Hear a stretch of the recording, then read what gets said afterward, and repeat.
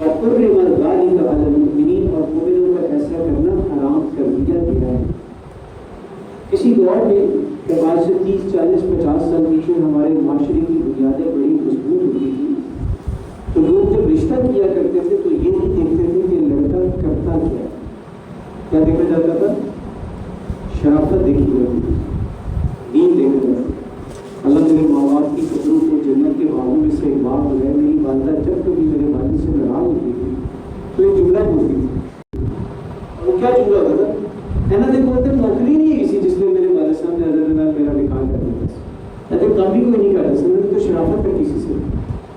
تو جی کہتے ہیں ہاں ماشاء اللہ میرے سسر کی نظر بڑی زبردست، وہ والدہ بھی خوش ہو جاتی تھی کہ میرے والد صاحب کی تعریف کرے، لیکن ابا کی مدد کرائی اپنی بھی تعریف کر دیا کرتے تھے۔ اس کے اندر شرافت دیکھی جاتی ہے۔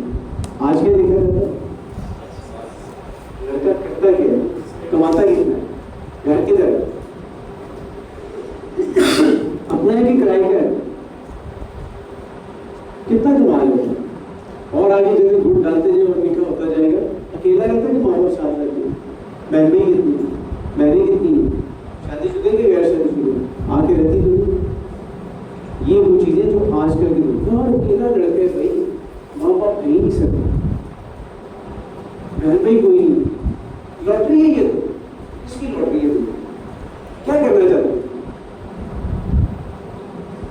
یہ وہ چیزیں جو آج ہمیں سوچنے کی ضرورت ہے۔ پہلے دور کے اندر شرافت دیکھی جاتی، خاندان دیکھا جاتا تھا، دین دیکھا جاتا تھا، اخلاق دیکھا جاتا تھا، اور کمان کی کیڑی گل ہے کہ کمائی لگے گا، کچھ نہ کچھ تو کر ہی لگے گا، بھوکتے نہیں مارے گا۔ آج کہتے ہیں نہیں، دونوں طرف کی بات ہے۔ وجہ کیا ہے؟ بچیوں کے اندر بھی کیا معاملات آگے ہوئے، وہ آگے ڈسکس کریں گے جب وہ میک اپ انڈسٹری سورہ نور کے تناظر میں پوری میک اپ انڈسٹری کھولیں گے آج فرانس کی انشاءاللہ، اس سے پتہ چلے گا ہمیں کہ ہاں یہ آج بچوں کے معاملات کیا ہو گئے، یہ ساری چیزیں کیوں ہیں؟ ہاں جو ناخوب بتدریج وہی خوب ہوا کہ غلامی میں بدل جاتا ہے قوموں کا زمین۔ والذین یرمون المحصنات، اور وہ لوگ جو پاک دامن بیویوں پر تہمت لگاتے ہیں، ان کے اسکینڈلز بناتے ہیں، ثم لم یاتوا باربعۃ شہداء، پھر اس پر 4 گواہ نہیں لاتے، فجلدوہم 80 جلدہ، تو انہیں 80 کوڑے مارو، ولا تقبلوا لهم شهادة أبدا، وأن يستطيع لهم قبول نفس وأولئك هم الفاسقون، ويجب جو ہے فاسق ہیں۔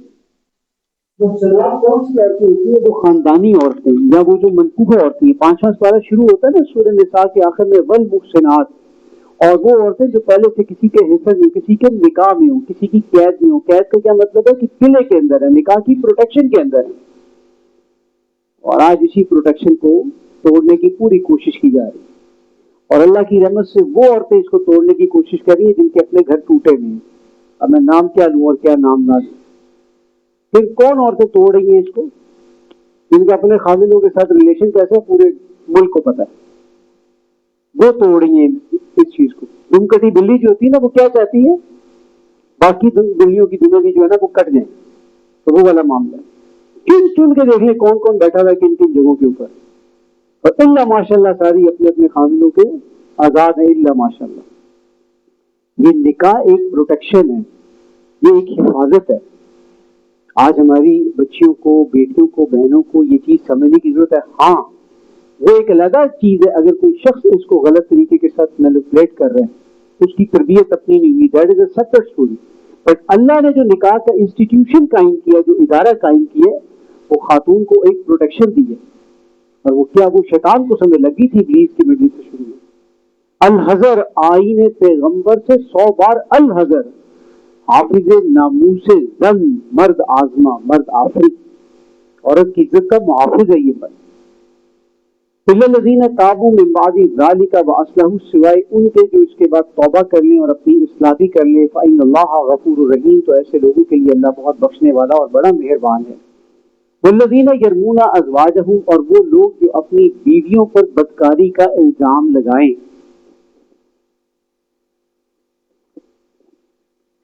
ان کا اسکینڈل بنائیں کسی کے ساتھ، وَلَمْ يَكُنْ لَهُمْ شُهَدَاءُ إِلَّا أَنفُسُهُمْ، اور خود اپنی ذات کے علاوہ ان کے پاس کوئی گواہ بھی نہ ہو۔ نبی کریم صلی اللہ علیہ وسلم کی ایک حدیث کا مفہوم ہے کہ مدعی کے اوپر یہ رسپانسبلٹی ہوتی ہے کہ وہ اپنے دعوے کو ثابت کرنے کے لیے ثبوت پیش کرے. مثال کے طور پر کسی شخص نے دعویٰ کر دیا کہ اس نے میرے پیسے دینے ہیں دوسرے بندے کے، تو مدعی کون ہو گیا؟ جو کہہ رہے ہیں، کلیم کر رہے ہیں کہ اس فلانے بندے نے، مسٹر بی نے میرے پیسے دینے ہیں. اب this is the responsibility of mister A as per the prophet صلی اللہ علیہ وسلم گائیڈ لائن اینڈ انسٹرکشن، کہ مسٹر اے از ریسپانسبل کہ وہ ثبوت پیش کرے. اور اگر وہ ثبوت پیش نہیں کر سکتا تو مسٹر بی کے پاس صرف اتنا ہے کہ وہ کہ اللہ کی قسم میں نے کوئی پیسے نہیں دینے، اور خلاص ختم بات. یا تو ثبوت پیش کرو، ورنہ تو کل کو ہر بندہ اٹھ کے دعویٰ کرنے لگ جائے گا نا. تو ثبوت پیش کرنا مدعی کی ذمہ داری ہے. میاں بیوی کے معاملے کے اندر سسٹم ڈفرینٹ ہو جاتا ہے. وہ سسٹم ڈفرینٹ کیا ہے یہاں پہ؟ وہ سسٹم ڈفرینٹ کیا ہے کہ اگر وہ کوئی دیکھے کسی کو، خاتون کو، خدا نہ خواستہ کسی غلط جگہ کے اوپر انوالو، اور اس کا کچھ اس کی بات اس کے سامنے آ جائے خامن کے، اب وہ یہ تو نہیں کرے گا کہ اپنے 4 دوستوں کو لے کر آئے گواہ پورا کرنے کے لیے کہ دیکھو یہ کیا کر رہی ہے. مناسب بات تو نہیں ہے. وہ پھر یہ کہ وہ پھر قسم کھائے گا 4 دفعہ کہ میں قسم کھا کر کہتا ہوں کہ یہ اس طرح یہ کر رہی ہے، اور وہ آگے سلسلہ آ جائے گا سارا. اور اگر جب یہ چیز ہوگی تو اسی طرح دوسری جو خاتون ہے جو اس کی بیوی ہے، اس کے اوپر بھی یہی ریسپانسبلٹی لائے ہوتی ہے کہ وہ قسم کھا کے اس کا انکار کر دے. اس کے بعد ہوگا کیا کہ اس کے بعد طلاق واقع ہو جائے گی.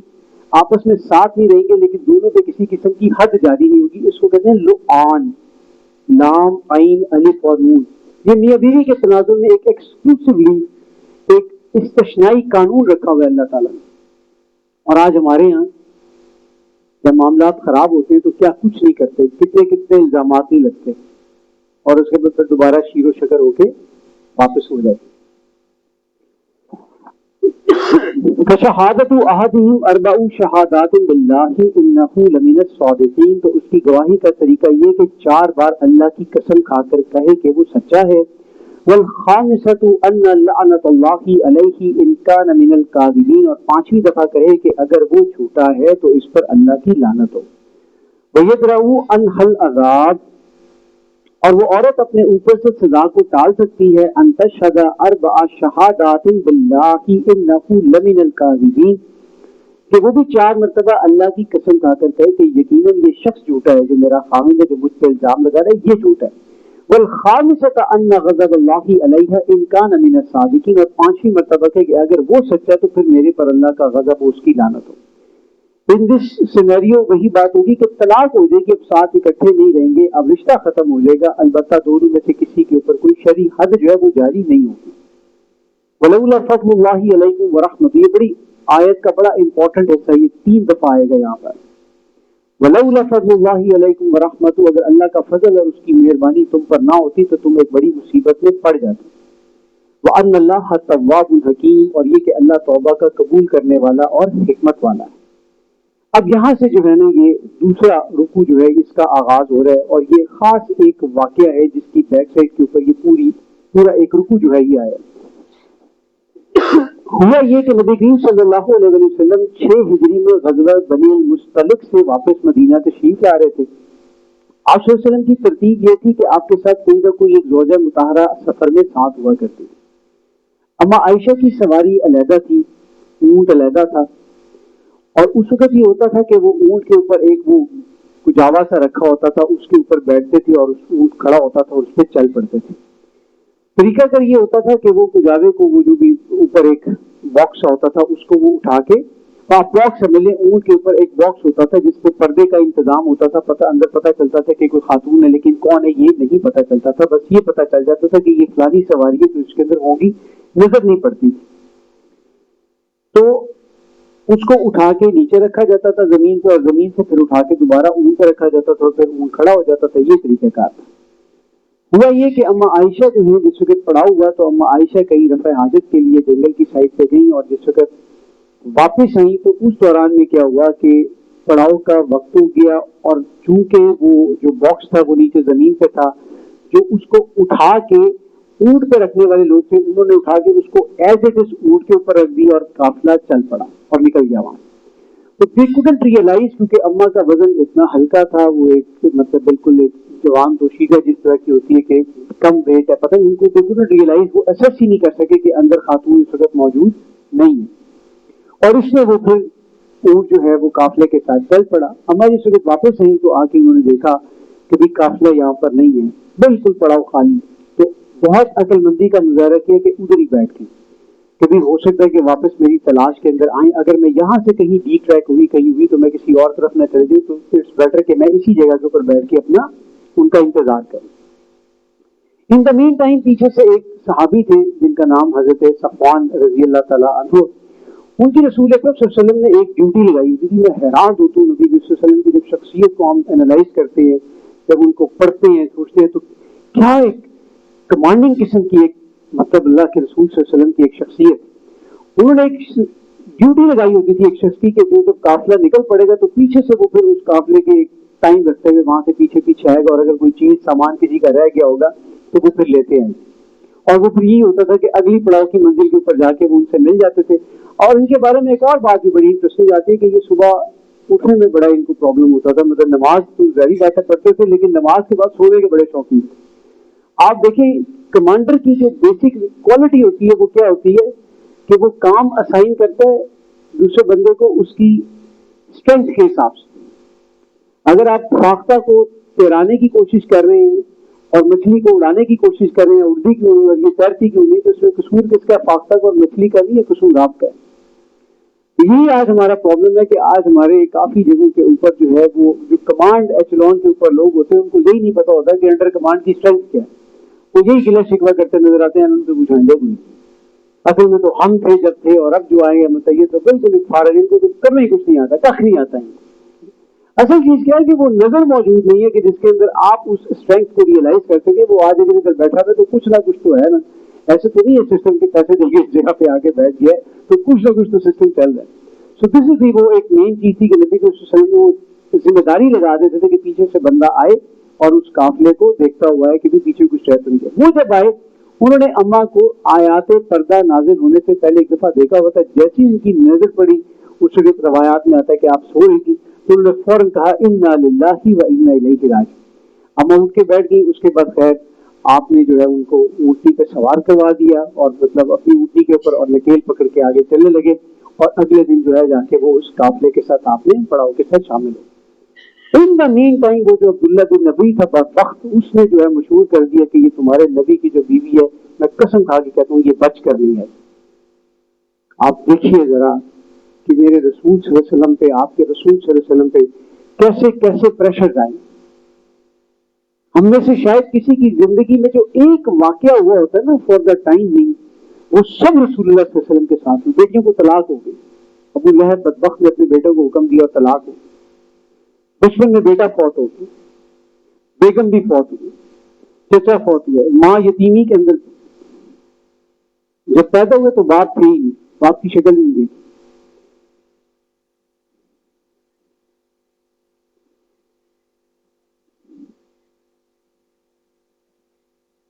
ایک بڑی زبردست قسم کی بک ہے سیرت کے اوپر، میں ذہن سے اس کا نام نکل رہا ہے، اس میں وہ نان مسلم ہے اور اس نے پوری ایک منظر کشی کی ہے کہ آپ صلی اللہ علیہ وسلم جب چند سال کے تھے تو اپنی والدہ کی قبر پر جا کر روتے تھے اور بیٹھتے تھے، امی تو مجھ سے بات کیوں نہیں کرتی، میں کس سے بات کروں، میں کس کا بیٹا ہوں، میرا کوئی نہیں ہے، ورڈ ٹو دیٹ۔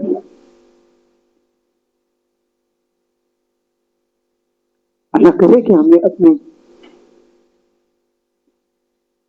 رسول صلی اللہ علیہ وسلم کی سیرت سے محبت ہو جائے، جو آپ صلی اللہ علیہ وسلم نے وہ روز و شب گزارے، جو لمحات گزارے آپ صلی اللہ علیہ وسلم نے، اللہ کرے ہمیں ان لمحوں سے محبت ہو جائے۔ تو وہ جس وقت عبداللہ بن ابی نے یہ ساری بکواسیت کی تو آپ صلی اللہ علیہ وسلم جو ہے اس کے اوپر بڑے دل گرفتہ ہوئے، بڑے دل نجیدہ ہوئے، اور ایک ٹائم ایسا آیا کہ اماں تک بھی یہ باتیں پہنچی ساری، اور وہ بھی اتنی رنجیدہ ہوئی کہ وہ پھر اپنے والد کی طرف آ گئی۔ والد کون تھے؟ ابو بکر صدیق رضی اللہ تعالیٰ عنہ، اور وہ پورا گھرانہ بھی سارے کا سارا جو ہے ایک بڑی پریشانی اور ایک بڑی مصیبت کے اندر آ گیا۔ اب یہ آیات پڑھی ہے ان الذین جاؤوا بالافک عصبۃ منکم، بے شک یہ جھوٹ گڑنے والا تم ہی میں سے ایک گروہ ہے. لا تحسبوہ شر لکم، تم اسے اپنے حق میں برا نہ سمجھو. یہ جو واقعہ ہوا ہے ڈونٹ کنسیڈر اٹ کہ یہ کوئی برا واقعہ ہو گیا. کیسے برا واقعہ نہیں ہوا؟ بل ہوا خیر لکم، بلکہ یہ تمہارے لیے اچھا ہو گیا. اللہ کیسے شر میں سے خیر برآمد کرتا ہے. لکل امرئ منہم ما اکتسب من الاثم، اس میں سے ہر شخص کو اس کی کمائی کے مطابق اس گناہ میں سے حصہ ملے گا. والذی تولی کبرہ منہم لہ عذاب عظیم، اور ان میں سے جس نے اس میں سب سے زیادہ حصہ لیا اس میں اس کو تو بہت بڑا عذاب ملے گا. لولا اس سمعتموہ، ہوا مسلمانوں ایسا کیوں نہ ہوا کہ once you heard it، جب تمہارے پاس یہ اسکینڈل پہنچا، جب تمہارے پاس یہ پوری سٹوری پہنچی اسکینڈلائز ہو کے. ظن المؤمنون والمؤمنات بانفسہم خیرا، تو مسلمان مرد اور خواتین باہم ایک دوسرے کے بارے میں اچھا گمان کرتے. وقالوا ھذا افک مبین، اور وہ یہ کہتے کہ یہ تو بہت بڑا طوفان ہے، یہ تو بڑا بہتان ہے، بہت کھلی بے غیرتی کی بات ہے، ایسا نہیں ہو سکتا. لولا جاؤ علیہ باربعۃ شہداء، یہ لوگ اس بہتان کے اوپر 4 گواہ کیوں نہیں لے کر آئے. فَإِذْ لَمْ يَأْتُوا بِالشُّهَدَاءِ، پھر جب وہ گواہ نہیں لا سکے، فَإِذْ لَمْ يَأْتُوا بِالشُّهَدَاءِ فَأُولَٰئِكَ عِندَ اللَّهِ هُمُ الْكَاذِبُونَ، تو اللہ کی نظر میں یہ تو خود جھوٹے ہیں. اب دوبارہ وہی بات آ رہی. وَلَوْلَا فَضْلُ اللَّهِ عَلَيْكُمْ وَرَحْمَتُهُ فِي الدُّنْيَا وَالْآخِرَةِ، اگر دنیا میں اور آخرت میں اللہ کا فضل اور مہربانی تمہارے اوپر نہ ہوتی، لَمَسَّكُمْ فِي مَا أَفَضْتُمْ فِيهِ عَذَابٌ عَظِيمٌ، تو جس چیز میں تم ملوث ہو گئے تھے اس کے باعث تمہیں بہت بڑا عذاب آ پکڑتا.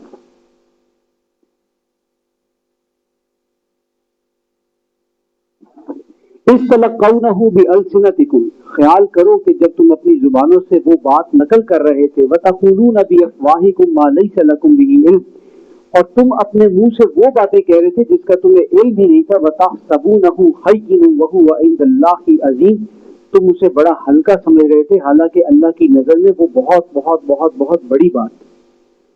حضرت ابو ایوب انصاری رضی اللہ تعالیٰ عنہ کا اپنی بیگم کے ساتھ اس واقعے کے تناظر میں ایک حدیث سے ایک مکالمہ کوٹ ہوتا ہے، ایک ڈائلاگ ہے ان کا اپنی بیگم کے ساتھ، گپ شپ ہے اس میں. ان کی بیگم نے کہا وہ سنے آپ نے رسول اللہ کی بیگم حضرت عائشہ کے بارے میں ایسی باتیں چل رہی ہیں. تو انہوں نے آگے سے کہا کیا تم ایسا کام کر سکتی ہو؟ تم کر سکتی ہے ایسا کام؟ میں کیسے کر سکتی، کیسی بات کر رہی ہیں آپ، اللہ معاف کرے، توبہ استغفار، میں ایسا کام بالکل نہیں کر سکتی. تو آگے سے انہوں نے فرمایا اللہ کی عزت کی قسم، پھر صدیق اکبر کی بیٹی اور محمد صلی اللہ علیہ وسلم کی بیوی تم سے کہیں زیادہ پاک ہے اس معاملے میں. ٹریننگ کا انداز دیکھ رہے، تربیت کا انداز دیکھ رہے کہ وہ جس کی بیٹی ہے اور جس کی بیگم ہے وہ کہیں زیادہ تم سے بہتر ہے اس معاملے میں.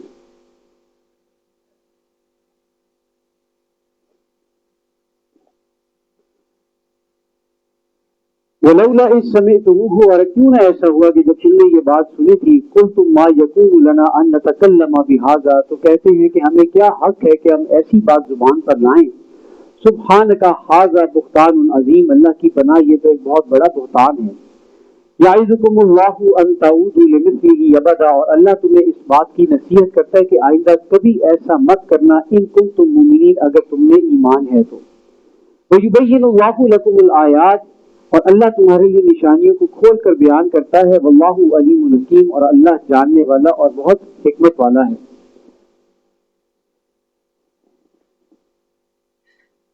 جب یہ آیات نازل ہوئی اما کی بے گناہی اللہ تعالیٰ کی طرف سے قرآن میں اب آ گئی نا کہ کیوں نہیں ایسا ہوا، کیوں نہیں یہ کیا، کیوں نہیں ان لوگوں نے یہ کیا، اور یہ بہت بڑا بہتان لگایا ہے. تو آپ صلی اللہ علیہ وسلم جو ہیں وہ حضرت ابوبکر صدیق کے گھر گئے، یعنی کہ اپنے سسر کے گھر گئے. ہم عائشہ بھی ادھر ہی تھی. تو جب گئے اور یہ آیات آئیں، آیات سنائی، آیات کن پہ اترتی تھی؟ رسول اللہ پہ اترتی تھی. اب آپ صلی اللہ علیہ وسلم نے یہ آیات سنائی تو ابو بکر رضی اللہ تعالیٰ عنہ باپ تھے، بڑے خوش ہوئے اور خوشی کے اندر کہا عائشہ اٹھو، رسول اللہ کا تھینک یو کرو، شکریہ ادا کروں.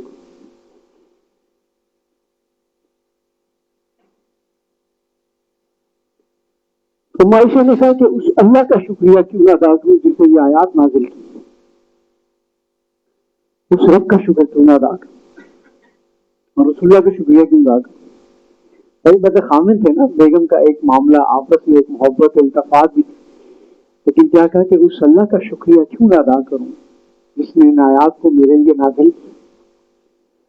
اور ساری عمر اما عائشہ جو ہے نا اپنے اس مقام کے اوپر، رکوع کے اس کے اوپر بہت فخر کرتی تھی، اور کرنا بھی چاہیے، بنتا بھی ہے فخر کرنا.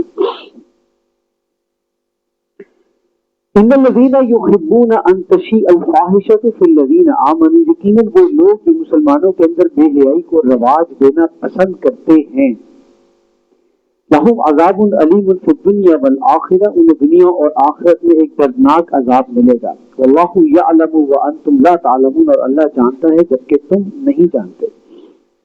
آج ہمارے معاشرے میں کوئی ہے جو بے حیائی پھیلانے کا سبب بنتا ہے؟ پہلی بات تو یہ کہ کیا ہمیں وہ بے حیائی لگتی بھی ہے کہ نہیں؟ کہیں ہمارا معاملہ وہ پبلک ٹوائلٹ والا تو نہیں ہوگا ریلوے اسٹیشن کے اوپر یا وہ جو بسز کے سٹینڈ ہوتے ہیں ان کے اوپر کے جس کی ٹوائلٹ کے اندر آپ پہلے جب جاتے ہیں تو فرسٹ 20-30 سیکنڈ اتنے مشکل ہوتے ہیں آپ کے اس ٹوائلٹ کے اندر رہنے کے، ایسا لگتا ہے کہ جیسے ابھی نوزیہ ہو رہا ہے اور وامٹ آ جائے گی، اتنی گندی اسمیل ہوتی ہے. نفیس انسان تو شاید اپنے اوپر جبر کر کے کچھ جگہ اور ڈھونڈنے کی تلاش کرتا ہے، کہتا ہے کہ یہاں پر مجھے نہ ہی جانا پڑے تو بہتر ہے. لیکن 1-1.5 منٹ کے بعد پھر وہ اسمیل آنی بند ہو جاتی ہے. کیا وہ اسمیل ختم ہو جاتی ہے وہاں سے، یا ہماری جو اسمیل سونگنے کی جو پاور ہے وہ اس کی عادی ہو جاتی ہے؟ تو کہیں آج خدا نخواستہ ایسا تو نہیں ہے کہ آج کے جو بل بورڈ لگے ہوئے ایڈورٹیزمنٹ کے نام کے اوپر، خاص طور پہ اللہ ان کو غارت کرے گی، جتنے جولرز ہیں سارے کے سارے، اللہ ان کو معاف کرے جو انہوں نے پیچھے بغیرتی شروع کی ہے پچھلے 1-1.5 مہینے سے، اس طرح کی ایڈورٹیزمنٹ تو کبھی میں نے آج دن تک اپنے شہر کے اندر نہیں دیکھی جو ان لوگوں نے اسٹارٹ کی. کیا بیچنا چاہ رہے ہو، کیا دکھانا چاہ رہے ہو؟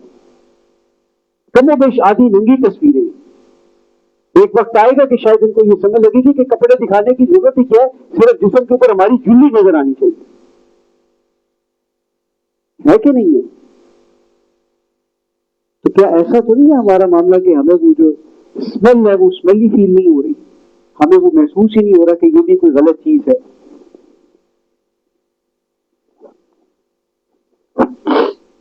اس سے بڑھ کے ہمارے میڈیا کا کیا کردار ہے آج کل؟ کیا دکھایا جا رہا ہے ٹی وی کے اوپر؟ کوئی دیکھے نہ دیکھے فلانا تو دیکھے گا. کانسپیریسیز، باتیں ساری اسکینڈل والی، اس کا می ٹو کی کمپین، یہ کیا ہے؟ یا تو لے کر آؤ، سامنے لے کر آؤ، اس کو ثبوت لے کر آؤ، اس کو کیس کو لے کر چلو عدالت کے اندر. میڈیا کی زینت کیوں بناتے ہو اس کو؟ کیا دیکھنا ہم نے ہے کہ اس ساری بے حیائی کے طرز عمل میں دیکھیں، ایک ہے انفرادی بے حیائی، انفرادی بے پردگی. کوئی شخص جو ہے اس کی ڈریسنگ ٹھیک نہیں ہے، شریعت کے تقاضوں کے مطابق نہیں ہے، تو خاتون ہے اس کی ڈریسنگ ٹھیک نہیں ہے، شریعت کے تقاضوں کے مطابق نہیں ہے. ایک ایک کلیکٹیولی اجتماعی طور کے اوپر خاندان کے اندر مخلوط تقریبات ہو رہی ہیں، گیدرنگ ہو رہی ہیں. میں حیران ہوں، تو پتہ نہیں ہوتا کیا ہو جاتا ہے. با پردہ خواتین، وہ خواتین جو کہ نارمل ٹائم کے اندر بڑی پردے کا مظاہرہ کرتی ہیں، گھر کے دروازوں کو کھولنے کے لیے نارمل اس طریقے سے سامنے نہیں جاتی، لیکن جب شادی ہوتی ہے تو کیا ادھر جو 2 کندھوں پہ فرشتے بیٹھے ہیں ان کی چھٹی ہو جاتی ہے؟ اللہ تعالیٰ رجسٹر لپیٹ دیتے ہیں کہ بس اب ان کی چونکہ شادی ہے بیٹے کی، اور بیٹے کی شادی پر تو ماں کا بنتا ہے کہ وہ اس طریقے سے تیار ہو کے دنیا کے سامنے. کہاں پر لکھا ہوا ہے؟ یہ سارے ہمارے اپنے نظریات ہیں نا.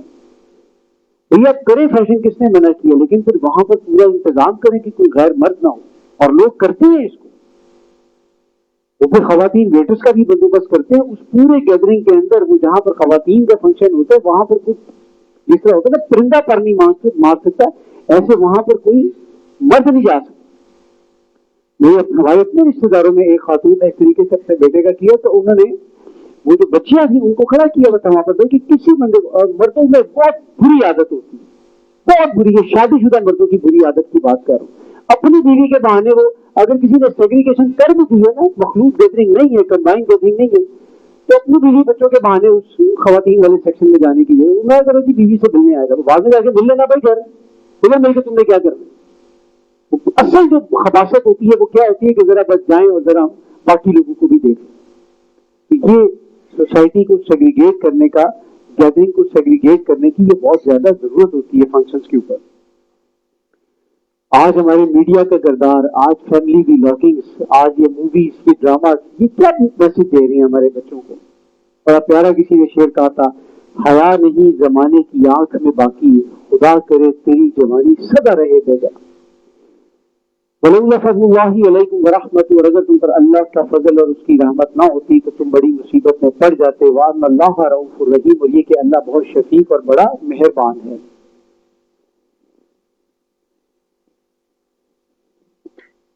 یا ایھا الذین آمنوا لا تتبعوا خطوات الشیطان، اے ایمان والو شیطان کے نقش قدم کی پیروی نہ کرو۔ ومن یتبع خطوات الشیطان، اور جو کوئی بھی شیطان کے نقش قدم پر چلتا ہے وہ جان لو فإنہ یأمر بالفحشاء والمنکر، تو وہ ہمیشہ بے حیائی اور برائی کا مشورہ دیتا ہے۔ شیطان کی پیروی کیا ہے؟ ایک اللہ اور اس کے رسول کا حکم ہے کہ ان کی پیروی کرو، اور اللہ نے کہا ادخلوا فی السلم کافہ، اسلام میں پورے کے پورے داخل ہو جاؤ۔ ولا تتبعوا خطوات الشیطان، اور شیطان کے نقش قدم کی پیروی نہ کرو۔ سورہ بقرہ آیت نمبر 208 میں بھی یہی بات کی ہے، انہ لکم عدو مبین، وہ تمہارا بڑا کھلا دشمن ہے۔ تو دشمن کو دشمن کی طرح ٹریٹ کیا جاتا ہے۔ تو جب وہ کوئی اگر کسی چیز کے بارے میں تمہیں پورٹرے کر رہے کسی کام کو بڑا زبردست بنا کے، تو اس کے جھانسے کے اندر مت آؤ، اللہ اور اس کے رسول کے احکامات کے اوپر چلو۔ اور اللہ کن باتوں کا حکم دیتا ہے؟ سورہ نحل میں ہم پڑھ چکے ہیں، ان اللہ یأمر بالعدل والاحسان وایتاء ذی القربى وینہی عن الفحشاء والمنکر والبغی، اللہ تمہیں عدل کا حکم دیتا ہے، احسان کرنے کا حکم دیتا ہے، قرابت داروں کے ساتھ اچھا برتاؤ کرنے کا حکم دیتا ہے، اور تمہیں منکر سے، فحاشی سے اور بغاوت کے کاموں سے روکتا ہے اللہ تعالیٰ۔ ولولا فضل اللہ علیکم ورحمتہ، اور اگر اللہ کا فضل اور مہربانی تم پر نہ ہوتی، ما زکا منکم من احد ابدا، تو تم میں سے کوئی کبھی بھی پاک نہ ہوتا۔ ولکن اللہ یزکی من یشاء، حقیقت یہ ہے کہ اللہ جس کو چاہتا ہے پاک کرتا ہے۔ اللہ سمیع علیم، اور اللہ سننے والا اور جاننے والا ہے۔ ولا یأتل اولو الفضل منکم والسعہ، اور تم میں سے فضیلت والوں اور خوشحال لوگوں کو اس بات پر قسم نہیں کھانی چاہیے ان یؤتوا اولی القربى والمساکین والمہاجرین فی سبیل اللہ، کہ وہ اللہ کے راستے میں قرابت داروں، مسکینوں اور مہاجروں کو کچھ نہیں دیں گے۔ اب اس کے بیک کے اوپر ایک بڑا واقعہ ہے۔ حضرت ابو بکر صدیق رضی اللہ تعالیٰ عنہ ایک مالدار شخصیت تھے، اور سارا مال آپ نے دین کے کاموں میں لٹایا۔ بلال حبشی رضی اللہ تعالیٰ عنہ کو امیہ بن خلف سے آزاد کرانے والے حضرت ابو بکر صدیق، اور جب امیہ بن خلف کو انہوں نے کہا نا کہ اوپن چیک ہے، میں سائن کر دیتا ہوں چیک کو، اوپن چیک ہے، تم بتاؤ جتنے پیسے لکھنے اس میں لکھ دو، جتنے مانگنے ہیں مانگو، بس اس کو آزاد کر دو۔ یہاں تک کہ روایات میں آتا ہے کہ حضرت ابو بکر کے جو والد تھے ان کو تھوڑا سا برا بھی لوگوں نے کہا یار کیوں لے کے آ گئے۔ اب ان کو کیا پتا کہ بلال حبشی رضی اللہ تعالیٰ عنہ کی ویلیو جو ہے وہ رسول اللہ کے نزدیک کیا ہے۔ آپ نے کہا بلال، میں نے دیکھا تم جنت میں میرے سے بھی پہلے انٹر ہو گئے۔ سبحان اللہ۔ بلال رضی اللہ بڑے پریشان میں کہا اچھا، میں نے کہا ہاں، جس سواری پہ میں ہوں گا تو اس سواری کی نکیل پکڑ کے تم پہلے انٹر ہو گے اور جنت میں تمہارے پیچھے انٹر ہوں گا اس سواری۔ کیا لیول تھا اللہ کے نزدیک، کیا مقام تھا بلال حبشی کا۔ اسٹیٹس اور اسٹیچر دنیا کے اندر، کاروبار، ترقی، سیادت، قیادت امیہ بن خلف کے پاس تھی، عتبہ بن ربیعہ کے پاس تھی، ولید بن مغیرہ کے پاس تھی، اور وہاں پر اللہ تعالیٰ نے حضرت بلال رضی اللہ تعالیٰ نے کو جو اسٹیٹس اور اسٹیچر دیا وہ کیا تھا۔ اسلام یہ کبھی نہیں کہتا کہ آپ دنیا میں ترقی نہ کریں، لیکن دنیا کی جو ترقی آپ کو دین کے فرائض سے غافل کر رہی ہے وہ ترقی نہیں ہے، وہ پھر آزمائش ہے، اس کے اوپر سوال ہوگا، کوشچن ہوگا، پوچھا جائے گا۔ اللہ آپ سے نہیں پوچھے گا کہ تیری 2 دکانیں تھیں، میرے پاس جو فوت ہو کے پہنچا تو آدھی رہ گئی ہے، 1.5 دکان کیوں ضائع کی تم نے؟ اللہ نہیں پوچھے گا۔ اللہ اپریشیٹ نہیں کرے گا اس چیز کے اوپر کہ تم نے ریڈی سے کام شروع کیا اور میرے پاس تو پہنچا تو پورا پلازا تم نے شالمی میں بنا لیا ہوا تھا، اللہ اس پہ کوئی اپریشیشن نہیں دے گا آپ کو کہ واہ یار بڑی ترقی کی تم نے۔ ہاں لیکن اگر فجر چھوڑی ہوگی تو اللہ پوچھے گا، روزے چھوڑے ہوں گے تو اللہ پوچھے گا، دین کے تصور کو نہیں سمجھا ہوگا تو اللہ پوچھے گا، دین کو قائم کرنے کی جد و جہد کو اگر سمجھ کے اس میں حصہ نہیں ڈالا ہوگا تو اللہ پوچھے گا، حج فرض تھا استطاعت رکھنے کے باوجود نہیں کیا ہوگا تو اللہ پوچھے گا، زکوٰۃ فرض تھی دینی بنتی تھی نہیں دی ہوگی تو اللہ پوچھے گا، ماں باپ کی خدمت نہیں کی ہوگی اللہ پوچھے گا، بہنوں کے سر پہ ہاتھ نہیں رکھا ہوگا تو اللہ پوچھے گا، اللہ پوچھے گا۔ اللہ کرے کہ یہ باتیں ہمیں سمجھ میں آ جائیں، مجھے بھی سمجھ میں آ جائیں، آپ کو بھی سمجھ میں آ جائیں۔ ان قیمتی راتوں کے اندر اللہ سے دعا مانگے کہ یا اللہ ہم سے کوئی بھول چکو، ربنا لا تؤاخذنا ان نسینا واخطانا، اللہ ہمیں ہماری بھول سے ہماری اس کے اوپر ہمارا فخر نہ کیجیے، ہمارا مواخذہ نہ کیجیے۔ اور اگر انسان کو اپنی کمیاں کوتاہیاں یاد آ جائیں، اس رب کی بڑی مہربانی ہے، اس رب کا بہت بڑا فضل ہے، اس رب کا بڑا انعام ہے، تو کرنا کیا اس میں؟ اسی وقت اللہ کے قدموں کے اندر ایک سجدہ کرنا ہے۔ تو جو ہے فلک میری کیا خبر ہے، دراز تیری عمر مگر تیری لاکھ سال کی طاعت ہے، میرا ایک سجدہ بچشم نام۔ بس اللہ کو راضی کر لیں، اللہ سے دوستی کر لیں، اللہ کے احکامات کو مان لیں، اللہ کی گائیڈ لائنز اور انسٹرکشنز کو بنا لیں، انشاءاللہ خیر ہی خیر ہوگی۔ مسئلے ختم نہیں ہو جائیں گے، دنیا جنت نہیں بن جائے گی، دنیا جنت بن ہی نہیں سکتی بھائی، کیونکہ دنیا اور جنت جنت ہے۔ تو جی ہم ایسے رہتے ہیں جی جیسے ہمارا گھر جنت ہے، بھائی آپ گھر آزمائش ہے، انما اموالکم واولادکم فتنہ، یہ آزمائش ہے تمہارے، یہ ٹیسٹ ہے، یہ پیپر ہے، پیپر مشکل ہوتا ہے، اس کے اندر آپ نے اس پیپر کو اٹیمپٹ کرنا ہے، فیصلہ اس کا مرنے کے بعد ہوگا کہ پیپر کیسا دیا۔ لیکن اگر پیپر کے دوران میں کچھ سوال نہیں آتا اور ایک دم ایک دھماکے سے سوال کا جواب ملتا ہے تو مطلب اتنا خوش ہوتے کہ وہ یار یہ مجھے سوال آ گئے، تو اگر اللہ کے ساتھ تعلق مضبوط ہو جائے تو اور چاہیے کیا۔ اب یہاں پر وہ حضرت ابوبکر صدیق کا معاملہ ہے کہ وہ بہت مدد کیا کرتے تھے، کس کی؟ حضرت مصطح رضی اللہ تعالیٰ عنہ، جو کہ آپ کے خالہ کے بیٹے تھے یا خالہ زاد بھائی تھے، خالہ زاد بھائی تھے یا بھانجے تھے، اس طرح کا کوئی رشتہ تھا۔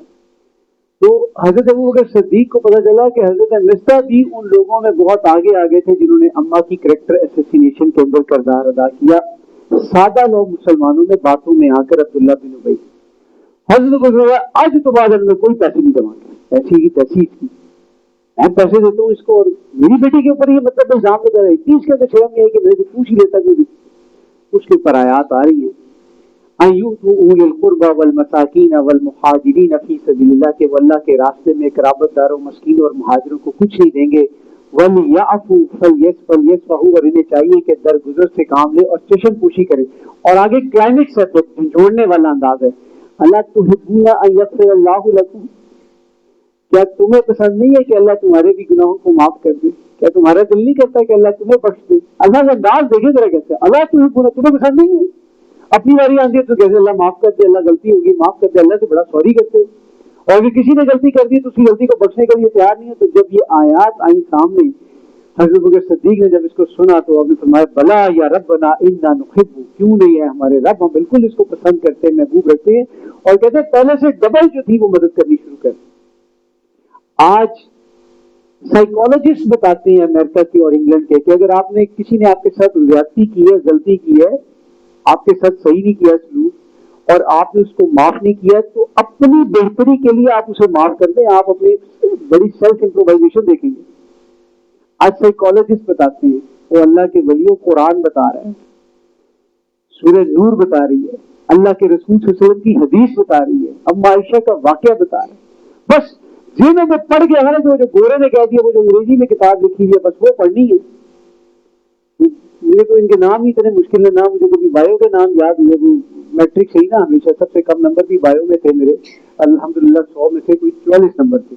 والدہ میری بیچاری جو ہے نا، وہ میرا رزلٹ کر جب کسی کو دکھاتی تھی نا تو 44 نمبر پہ انگوٹھا رکھ کے دکھاتی تھی، ماشاءاللہ بڑا چنگا ہے، تو میں کہتا ہوں ماں جی وہ اس میں 44 والے تو آپ دکھاتی نہیں، یہ شرمندگی ہوتی ہے 44 نمبر لے کے آئے، میں کہ مجھے یاد ہی نہیں ہوتے، کیا کروں اس کے، وہ اسٹیفن ہاکنگ کی بکس پکڑ لیں یا کسی اور اسٹیفن کوی کی بکس پکڑ لیں، اگر تو وہ تو یہی باتیں بتا رہا ہے، ہمیں یہ باتیں سمجھ نہیں آتی۔ رسول اللہ بہت پہلے بتا چکے، اللہ ہمیں اس قرآن سے عملی محبت عطا فرما دے پریکٹیکلٹی کے ساتھ، لیکن ہم کون سی محبت کرتے ہیں؟ اب پیر والے دن سویرے اٹھ کے فجر کے بعد سورہ رحمان پڑھو، دکان بڑی چنگی چلے گی، عصر کے بعد یہ 15 دفعہ یہ پڑھ لیں اور مغرب کے بعد یہ پڑھ لیں، بس پڑھتے رہیں، پھر قرآن کے ساتھ پریکٹیکل تعلق تو نہیں بنے گا۔ تو ہی نادا چند کلیوں پر کنات کر گیا، ورنہ گلشن میں علاج تنگی دامہ بھی، اللہ غفور رحیم، اور اللہ بخشنے والا اور مہربان ہے۔ ان الذین یرمون المحصنات الغافلات المؤمنات، بے شک جو لوگ پاک دامن اور بھولی بالی مسلمان عورتوں پر تہمت لگاتے ہیں، لعنوا فی الدنیا والآخرہ، ان پر دنیا اور آخرت میں لعنت ہے، ولہم عذاب عظیم، اور ان کے لیے ایک بڑا عذاب بھی ہے۔ یوم تشہد علیہم السنتہم وایدیہم وارجلہم بما کانوا یعملون، اس دن جب ان کی زبانیں، ہاتھ اور پاؤں ان کے کرتوتوں پر گواہی دیں گے. یومئذ یوفیہم اللہ دینہم الحق، اس دن اللہ ان کے اعمال کا پورا حساب چکائے گا جس کے وہ حقدار ہوں گے. وَيَعْلَمُونَ أَنَّ اللَّهَ هُوَ الْحَقُّ الْمُبِينُ، اور وہ جان لیں گے کہ اللہ ہی کھلا حق ہے. الخبیثات للخبیثین والخبیثون للخبیثات، بدکار عورتیں بدکار مردوں کے لیے اور بدکار مرد بدکار عورتوں کے لیے. اگین یہ کوئی قانون نہیں ہے، بیسیکلی یہ ایک اخلاقی تعلیم دی جا رہی. پہلے میں نے بتایا نا کہ پہلے جب رشتہ کرتے تھے تو کیا دیکھتے تھے؟ مرد کے بارے میں شرافت دیکھی جاتی تھی، مروت دیکھی جاتی تھی، دینداری دیکھی جاتی تھی. اور عورت میں کیا دیکھا جاتا تھا؟ خوبصورتی اور اس کی حیا دیکھی جاتی. پہلے جتنی مرضی خوبصورت اور حیا نہ ہو تو رشتہ بڑے بزرگ نہیں کیا کرتے تھے. آج ہم کیا کرتے ہیں؟ بس گھر بیر یا ٹاؤن میں ہونا چاہیے، اپنا ہو تو بہتر ہے. اور اگر بچی کا اپنا گھر انڈیپینڈنٹ ہو جائے تو سبحان اللہ، فبی ہے، کیا کہنا. اور ہم کیا کہتے ہیں؟ اگر کوئی ڈی ایچ اے کے اندر کوئی کمرشل پلاٹ بھی ہے تو پلازے میں 4 دکانیں. آج یہ چیزیں دیکھتے ہیں سمجھدار لوگ. اور اللہ کے رسول صلی اللہ علیہ وسلم نے کن کو سمجھدار کہا ہے؟ کہ ایک عورت سے 4 باتوں کی وجہ سے نکاح کیا جا سکتا ہے: اس کے دولت کی وجہ سے، اس کی خوبصورتی کی وجہ سے، اس کے خاندان کی وجہ سے. یہ جناب منسٹر صاحب کی بھتیجی ہے، یہ جناب چیف کمشنر صاحب کی بھانجی ہے، یہ جناب فلانے سینیٹر صاحب کی نواسی ہے. اس کے خاندان کی وجہ سے اور اس کے دین اور ایمان کی وجہ سے. اور اگر تم دین اور ایمان کی وجہ سے نکاح کرو گے تو یہ بہتر ہوگا. بس یہ جو آخری بات ہے نا، یہ بہتر ہوگا، اس پہ ہمیں دل ٹھکتا نہیں. اور پھر جب دل نہیں ٹھکتا، پھر جب آپ اپنی پلاننگ کے ساتھ وہ سارا کام کرتے ہیں اور اس کے بعد جب 6-7 مہینے کے اندر پرابلم سامنے نظر آنی شروع ہوتی ہیں، تو جب آپ نے پہلے ہی غلط تار کو غلط تار کے ساتھ جوڑا تو پھر پٹاخہ تو بجے گا، دھماکہ تو ہوگا. الیکٹریشین کا تو کوئی قصور نہیں. اٹھا رہے ہیں، ایک فلم میں میں نے دیکھا تھا، اسے وہ گاڑی خراب ہو جاتی ہے، اس کی گاڑی خراب ہوتی ہے تو وہ میکینک کو فون کرتا ہے، کہتا ہے بھائی ایک لال تار جا رہی ہے اور ایک کالی تار جا رہی ہے. کہتا ہے ہاں. تو وہ ملاتے کہتے ہیں اس کو نہیں دبانا ورنہ 2 سیکنڈ کے بعد دھماکہ ہوگا، پھر دھماکہ ہو جاتا ہے. اس کے بعد تو پہلے دیکھیں تو صحیح کہ کرنا کیا ہے، جلدی نہیں کرنی. بچوں کے رشتوں کے اندر سوچ سمجھ کے تحمل کے ساتھ یہ دیکھیں کہ وہ گھرانہ کتنا دیندار ہے. اور خدا را دین یہ مت سمجھ لیں کہ بھائی 5 وقت کی نماز پڑھے تو بہت دیندار ہے. اس کے اوپر پوری ایک سائنس ہے. ملنا جلنا شروع کریں، آ کے ماحول کو دیکھیں. آپ اپنے بچے کے لیے ایک انویسٹمنٹ کر رہے ہیں اس کی زندگی کی. وَطَيِّبَاتُ لِلطَّيِّبِينَ وَطَيِّبُونَ لِلطَّيِّبَاتِ، پاک عورتیں پاک مردوں کے شایان شان ہیں اور پاک مرد پاک عورتوں کے. اولئک مبرؤون مما یقولون، ایسے لوگ ان کی اس بکواسیات سے بہت بلند ہیں. لہم مغفرۃ ورزق کریم، ان کے لیے بخشش بھی ہے اور عزت والی روزی بھی ہے. یا ایھا الذین آمنوا لا تدخلوا بیوتا غیر بیوتکم. اب یہ گھر کے پردے کے لیے ہدایات آ رہی ہیں. گھر کے اندر کا بھی پردہ ہے. کیسا پردہ ہے آئیے دیکھتے ہیں. اللہ تعالیٰ یہ معاشرتی ہدایات دیکھیں کتنی ڈیٹیل کے اندر جا کے اللہ تعالیٰ یہ ہدایات دے رہے ہیں. کسی کی دکان ہوتی ہے نا دال گرا بازار میں منڈی کے اندر کوئی، تو ایک اس نے وہ دال ماش کا سیکشن بنایا ہوا ہے، ایک اس نے جو ہے وہ چنوں کا سیکشن بنایا ہوا ہے. جو کام کرنے والا آتا ہے نا اس کو بوریاں بتا رہا تھا، اے ولی اے ولی اے ولی، سب چیز اس کو سمجھاتا ہے، ڈیٹیلز کے اندر سمجھاتا ہے کہ کہیں گڑبڑ نہ کرتے.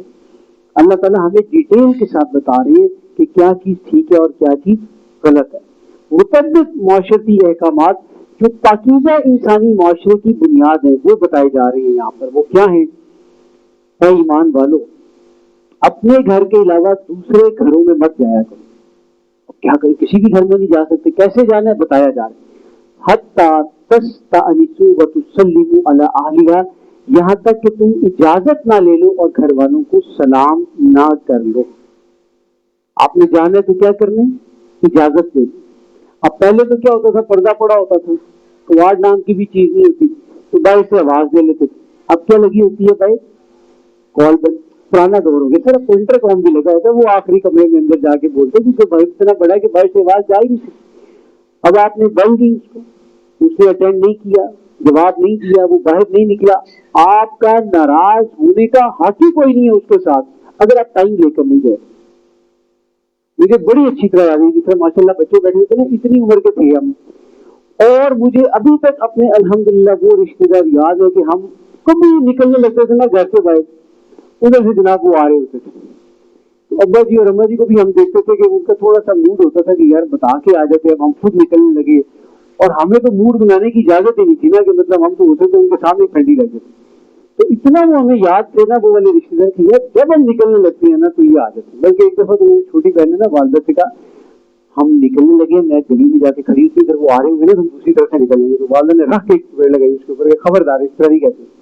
تو آج ہمارا پرابلم کیا ہے، ہم تو سرپرائز دینے آئے تھے، سرپرائز کیڑا سرپرائز بھائی، اگلے کی کوئی ترتیب ہے تو اس کے بچوں کی کوئی کپڑے لینے جانے، کوئی جوتے لینے جانے، کوئی جا رہے کسی کام سے جا رہے، آج ہم ناراض ہو جائیں اگر آپ انہیں کہہ دیں کہ نہیں ہمارے پاس ابھی ٹائم نہیں ہے، ہم نے جانا ہے، وہ کل بچے کے اسکول کا یہ تھا پرابلم تو ہم ابھی نکل رہے ہیں، تو اس کے بعد آپ ختم دنیا للہ ناراض کہ بھائی نہیں ہم نے نہیں، اجازت نہیں ہے آپ کو اس ناراضگی کی بھی، یا تو آپ ٹائم لے کے جائیں اسے، اور پھر جو ٹائم لے کے جائیں اس ٹائم پہ پہنچے، یہ نہ ہو کہ ٹائم لیا 7:30 بجے کو 9:30 بجے پہنچ گئے جناب، اگلا بھی سوکھ سوکھ کے جناب کانٹا ہو رہا ہے کہ یہ تعلیمات ہمیں قرآن دے رہا ہے، بتا رہا ہے کہ جب جاؤ کسی کی طرف تو اجازت لے کے جاؤ، 3 دفعہ نوک کرو، نہیں اگلا باہر نکلتا تو واپس چلے جاؤ، لوٹ واپس۔ یہاں پر کیا بتا رہا ہے، ذالکم خیر لکم لعلکم تذکرون، ایسا کرنا تمہارے لیے بہتر ہے، توقع ہے کہ تم اس کا خیال بھی رکھو گے۔ فَإِن لَمْ تَجِدُوا فِيهَا أَحَدًا، پھر اگر تم اس گھر میں کسی کو موجود نہ پاؤ، فَلَا تَدْخُلُوهَا حَتَّى يُؤْذَنَ لَكُمْ، تو اس گھر میں داخل مت ہو یہاں تک کہ تمہیں اجازت ملے۔ وَإِن قِيلَ لَكُمْ ارْجِعُوا فَارْجِعُوا، اور اگر تمہیں واپس جانے کا کہا جائے تو واپس چلے جاؤ۔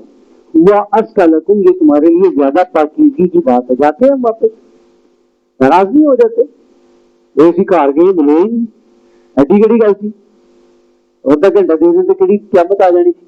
یہ وہ چیزیں ہیں کہ جو آج ہمارے اندر اللہ تربیت کر رہے ہیں ہماری، واللہ بما تعملون علیم، اور جو کچھ بھی تم کرتے ہو اللہ اس کو جانتا ہے۔ لیس علیکم جناح، ہاں اس بات میں کوئی حرج نہیں ہے، ان تدخلوا بیوتا غیر مسکونۃ فیہا متاع لکم، کہ تم ایسے گھروں میں داخل ہو جہاں رہتا تو کوئی نہیں ہے لیکن اس میں تمہارا ساز و سامان موجود ہے۔ یہ گوڈینس کی بات ہو رہی ہے، فیکٹری کارخانوں کی بات ہو رہی ہے، دکانوں کی بات ہو رہی ہے کہ جہاں پر کوئی رہتا نہیں ہے، وہ ریزیڈینشل ایریا نہیں ہے، لیکن وہاں پر تمہارے کوئی کاروباری معاملات ہے، تب تم گودام کے اندر یہ نہیں کہ باہر کھڑے ہو کہ اندر اجازت لگے گی، تو میں پڑھیا سی مولوی صاحب نے پڑھایا سی کہ اجازت نہیں لگے گی تو اندر نہیں جانا، وہ گودام ہے اس میں جا سکتے۔ واللہ یعلم ما تبدون وما تکتمون، اور تم جو کچھ بھی ظاہر کرو یا چھپاؤ اللہ اس کو جانتا ہے۔ قل، اے نبی ان سے کہہ دیجئے، للمؤمنین یغضوا من ابصارہم، مومن مردوں سے کہو کہ گھروں کے اندر بھی اپنی نگاہوں کو نیچے رکھا کریں، گھروں کے اندر بھی نگاہوں کو نیچے رکھیں، اس طریقے سے ٹک ٹکی مطلب کیونکہ نظر ہے بہکے نا تو اپنی نظروں کی بھی حفاظت کریں، کیسے؟ وَيَحْفَظُوا فُرُوجَهُمْ، اور شرمگاہوں کو ڈھانپ کر رکھا کریں، ذَلِكَ أَزْكَىٰ لَهُمْ، یہ ان کے لیے زیادہ پاکیزگی کی بات ہے۔ آج ہماری جو ڈریسز آ چکے ہیں، تو جینز ایک لگی ہوئی تھی، ایک دفعہ دیکھی، بہت پرانی بات ہے، میں نے کہا یار یہ کیا مطلب اس کا سیل میں ہے، کیا ہے یہ جو پھٹی ہوئی ہے یہاں سے، بالکل نہیں، یہ تو فیشن ہے۔ تو آج ہم جینز کہاں سے پھاڑتے ہیں؟ جو سطر ہے مرد کا وہ کہاں سے کہاں تک ہے؟ ناک سے لے کر گھٹنے تک کا سطر ہے، اس پورشن کے اندر سے اگر جسم کا کوئی حصہ آپ ظاہر کرتے تو اس کے اوپر کیا ہوگا؟ گناہ ہوگا۔ اللہ کا حکم ہے کہ اس کو کور کر کے ہی رکھنا ہے ہر صورت میں، اور گھٹنے کے اوپر سے جینس پھاڑ دی گئی ہے، اب وہ گھٹنے کے اوپر پورشن بن رہا کہ نہیں بن رہا؟ تو اس کی اجازت نہیں ہے، ایسی چیزوں کو ہمیں کنڈیم کرنا چاہیے، بچوں کو سکھانا چاہیے۔ ہم بچوں کے ساتھ کیا کرتے ہیں؟ اصل میں ہم جب بچے ہوتے تھے نا تو ہمارا معاملہ اور ہوتا تھا، تو چھڑنا کہ نہیں رکھا گا میں دو طرح سے، ہم ایک دم اس میں۔ آج کے بچے وہ نہیں ہیں، آج کا دور وہ نہیں ہے۔ آج کے بچوں کو آپ کو سمجھا کر، ان کو بتا کر، ان کو کنونس کر کے ان کو یہ بات سمجھانی پڑے گی، بچے مان جاتے ہیں۔ یہ نہیں ہے کہ بچے اللہ معاف کرے گا بچے مانیں گے نہیں، بچوں کو آپ بتائیں گے تو کیا وہ مانیں گے نہیں؟ بچے مانتے ہیں، لیکن ہماری ضرورت ہے کہ ہم نے بچوں کو ٹرین کرنا، تربیت کرنی ہے۔ ان اللہ خبیر بما یصنعون، جو کچھ بھی وہ کرتے ہیں اللہ اس سے باخبر ہے۔ اگین سے ماڈل خواتین کے لیے آ رہے، وقل، اور اے نبی للمؤمنات یغضضن من ابصارہن، مومن عورتوں سے بھی کہہ دو کہ وہ اپنی نگاہیں نیچی رکھیں، ویحفظن فروجہن، اور اپنی شرمگاہوں کو ڈھانپ کر رکھیں، ولا یبدین زینتہن الا ما ظہر منہا، اور اپنی زینت کی جگہوں کو حد الوسع ظاہر نہ ہونے دیں۔ کچھ لوگ اس کے اندر الا ما ظہر منہا میں چہرے کو مراد دیتے تھے کہ نہیں چہرہ کا پردہ نہیں ہے، آگے وہ بات بھی کھل کر مزید آ جائے گی۔ وَلْيَضْرِبْنَ بِخُمُرِهِنَّ عَلَى جُيُوبِهِنَّ، اور انہیں چاہیے کہ وہ اپنے دوپٹے اپنے گریبانوں پر ڈال لیا کریں، وَلَا يُبْدِينَ زِينَتَهُنَّ، اور اپنی زینت کو ظاہر نہ ہونے دیں، إِلَّا سوائے لِبُعُولَتِهِنَّ أَوْ آبَائِهِنَّ أَوْ آبَاءِ بُعُولَتِهِنَّ۔ اب یہ محرمی رشتوں کی ڈیٹیل آ رہی ہے خواتین کے لیے کہ وہ رشتے جو کہ خاتون کے لیے ایک محرم کا کردار ادا کرتے ہیں، سوائے اپنے شوہروں کے، اپنے باپوں کے، اپنے سسر کے جو خامن کے والد صاحب ہیں، او ابنائہن، اور خامن کے والد صاحب یعنی کہ جو حقیقی والد ہیں۔ میں نے کیوں آپ کے ساتھ فوراً کہہ دیا کہ حقیقی والد ہیں، آگے وہ ڈیٹیل آ بھی جائے گی کہ اما زینب بنت جہش رضی اللہ تعالیٰ عنہ کے خامن کون تھے؟ پہلے حضرت زید رضی اللہ تعالیٰ، اور کس کے بیٹے تھے؟ رسول اکرم صلی اللہ علیہ وسلم کے، لیکن منہ بولے بیٹے۔ اللہ کی شان دیکھیں، میں حیران ہوتا ہوں نبی صلی اللہ علیہ وسلم کی جب شخصیت کو ہم تھوڑا گہرائی میں جا کے دیکھتے ہیں۔ جس شخص کی زندگی کے اوپر کبھی کوئی ایک واقعہ آیا ہوتا ہے بڑا بھاری بن کے، اللہ کے رسول صلی اللہ علیہ وسلم کی زندگی پہ سارے واقعات وہ بھاری بن کے آئے۔ اللہ نے اس خاتون سے رسول اللہ صلی اللہ علیہ وسلم کا نکاح پڑھوایا، منہ بولے بیٹے کی طلاق یافتہ بیوی سے۔ او ابنائہن او ابنائی بعولتہن او اخوانہن او بنی اخوانہن، اپنے بیٹوں سے، اپنے شوہر کے بیٹوں سے، اپنے بھائیوں سے، اپنے بھتیجوں سے۔ او بنی اخواتہن او نسائہن او ما ملکت ایمانہن، اپنے بھانجوں سے، اپنی جان پہچان والی عورتوں سے، اور اپنے مملوکوں سے، یعنی کہ وہ ملازم جو وہ غلام یا وہ ملازم جن کے ابھی وہ مرد کے جو معاملات ہوتے ہیں ان کے اوپر ابھی اس طریقے کے ساتھ ظاہر نہیں ہوئے۔ اب التابعین غیر اولی الاربۃ من الرجال، ایسے بوڑھے ملازم جنہیں عورتوں سے کوئی سروکار نہ ہو۔ اب الطفل الذین لم یظہروا علی عورات النساء، یا وہ کم سے لڑکے جن پر عورتوں کی پوشیدہ باتیں کھلی ہوئی نہ ہوں۔ ولا یضربن بارجلہن لیعلم ما یخفین من زینتہن، اور نہ ہی وہ اپنے پاؤں زمین کے اوپر اس انداز میں مارے کہ ان کی پوشیدہ زینت ظاہر ہو، لوگوں کی اٹینشن ان کی طرف ڈائیورٹ ہو کہ یہاں سے کوئی خاتون آ رہی ہے۔ وطوب، یعنی کہ جب چلیں تو شرم و حیا کے ساتھ چلیں۔ سورہ قصص میں آئے گا غالباً، کہاں پہ میرے ذہن سے وہ جگہ نکل رہی ہے کہ جب حضرت شعیب علیہ السلام کی بیٹیاں آئیں، جب حضرت موسیٰ علیہ السلام نے وہ پانی پلانے والا کام کیا ان کے جانوروں کے لیے، تو وہاں پر ایک ورڈ ہے الستحیا، وہ چلتی ہوئی آئیں بڑی شرم اور حیا کے ساتھ۔ عورت کی چال کے اندر شرم و حیا ایک فطرتی چیز ہے جو اللہ نے ڈالی ہے، اور آج کہتے ہیں کہ ہم تو مردوں کے شانہ بشانہ، یہ شانہ بشانہ جو ہے نا یہ بڑا زبردست گوشت لینے جاتے ہیں، شانے بھی عجیب بات ہے جناب، اس میں شانہ بشانہ میں جب بھی سنتا ہوں نا تو بڑے ایک مجھے ہوتا ہے کہ کون سا شانہ چاہیے ان کو، کس قسم کا شانہ مطلب ہے کہ جی جو اللہ بس ہمارے حال پہ رحم کرے۔ وَتُوبُوا إِلَى اللَّهِ جَمِيعًا أَيُّهَا الْمُؤْمِنُونَ، اے مومنو تم سب کے سب اللہ کی جناب میں توبہ کرو، لَعَلَّكُمْ تُفْلِحُونَ، تاکہ تم کامیاب ہو جاؤ۔ وَأَنكِحُوا الْأَيَامَ مِنكُمْ، اور اپنے معاشرے کے وہ لوگ بیوہ جو ہیں ان کا نکاح کر دیا کرو، یعنی کہ جن کے خامن وغیرہ جو ہے وہ فوت ہو جائے جن عورتوں کے، تو ان کا نکاح کرنے کے اندر ان کا نکاح کر دیا کرو بٹھائے رکھنے کی بجائے۔ والصالحین من عبادکم وإمائکم، اور اپنے نیک غلاموں اور لونڈیوں کا بھی نکاح کرایا کرو۔ اس کے اوپر نبی کریم صلی اللہ علیہ وسلم کی ایک حدیث کا مفہوم ہے، حضرت علی رضی اللہ تعالیٰ عنہ کو رسول اللہ صلی اللہ علیہ وسلم نے فرمایا، علی تین کاموں میں دیر نہ کرو، جتنی جلدی ہو سکے ان کو کر دو۔ فرض نماز کا جب وقت آ جائے تو اس کو ادا کر دو۔ دوسرا، جنازہ جب سامنے موجود ہے تو اس کو پڑھنے کا انتظام کرو۔ اور تیسرا، اگر کوئی خاتون جو ہے وہ بیوہ ہے، اب اس کا اگر کفو مل جائے، ہم برابر کو مل جائے رشتہ اچھا، تو فوری طور پہ اس کا نکاح کر دو۔ کرتے ہیں ہم کرتے ہیں، یہ سوچنے کی بات ہے ہمارے لیے۔ اور نہیں کرتے تو کیوں نہیں کرتے, وجہ کیا ہوتی ہے نہ کرنے کی؟ سگی بیوہ بھابھی گھر میں بیٹھی ہوئی ہے, موجود ہے رشتے, کیوں نہیں کرتے نکاح؟ ساڈے برا دی بیوی رہی ہوئی ہے جی, مطلب اگر اس غریب عورت کے پاس کوئی آپشن نہیں ہے, کوئی چوائس نہیں ہے, اس کا میکا اتنا اسٹرانگ نہیں ہے, تو وہ تو سوچ ہی نہیں سکتی کہ منہ کے اوپر ایسی بات بھی لائے. لوگ کیا کہیں گے؟ تو پھر تو معاشرے میں لوگ بڑے ہوئے نا, اللہ تو بڑا نہ ہوا. کہیں ایسا تو نہیں ہے کہ ہمارا گھر, ہماری برادری کا کوئی گھر معاشرے کا اس حساب سے حصہ ہے جس کے اندر اللہ بڑا نہیں ہے اور خاندان کے بزرگ بڑے ہیں؟ ایسا تو نہیں ہے کہ پوری سوسائٹی کے بزرگ مل کے بھی اگلے پچھلے بڑے ہوئے اللہ سے بڑے بن سکتے ہیں؟ نہیں بن سکتے. کسی کی اوقات نہیں ہے کہ اللہ کے آگے کھڑا ہو. تو اور اللہ کے حکموں کے اندر بغاوت کہتے کس کو؟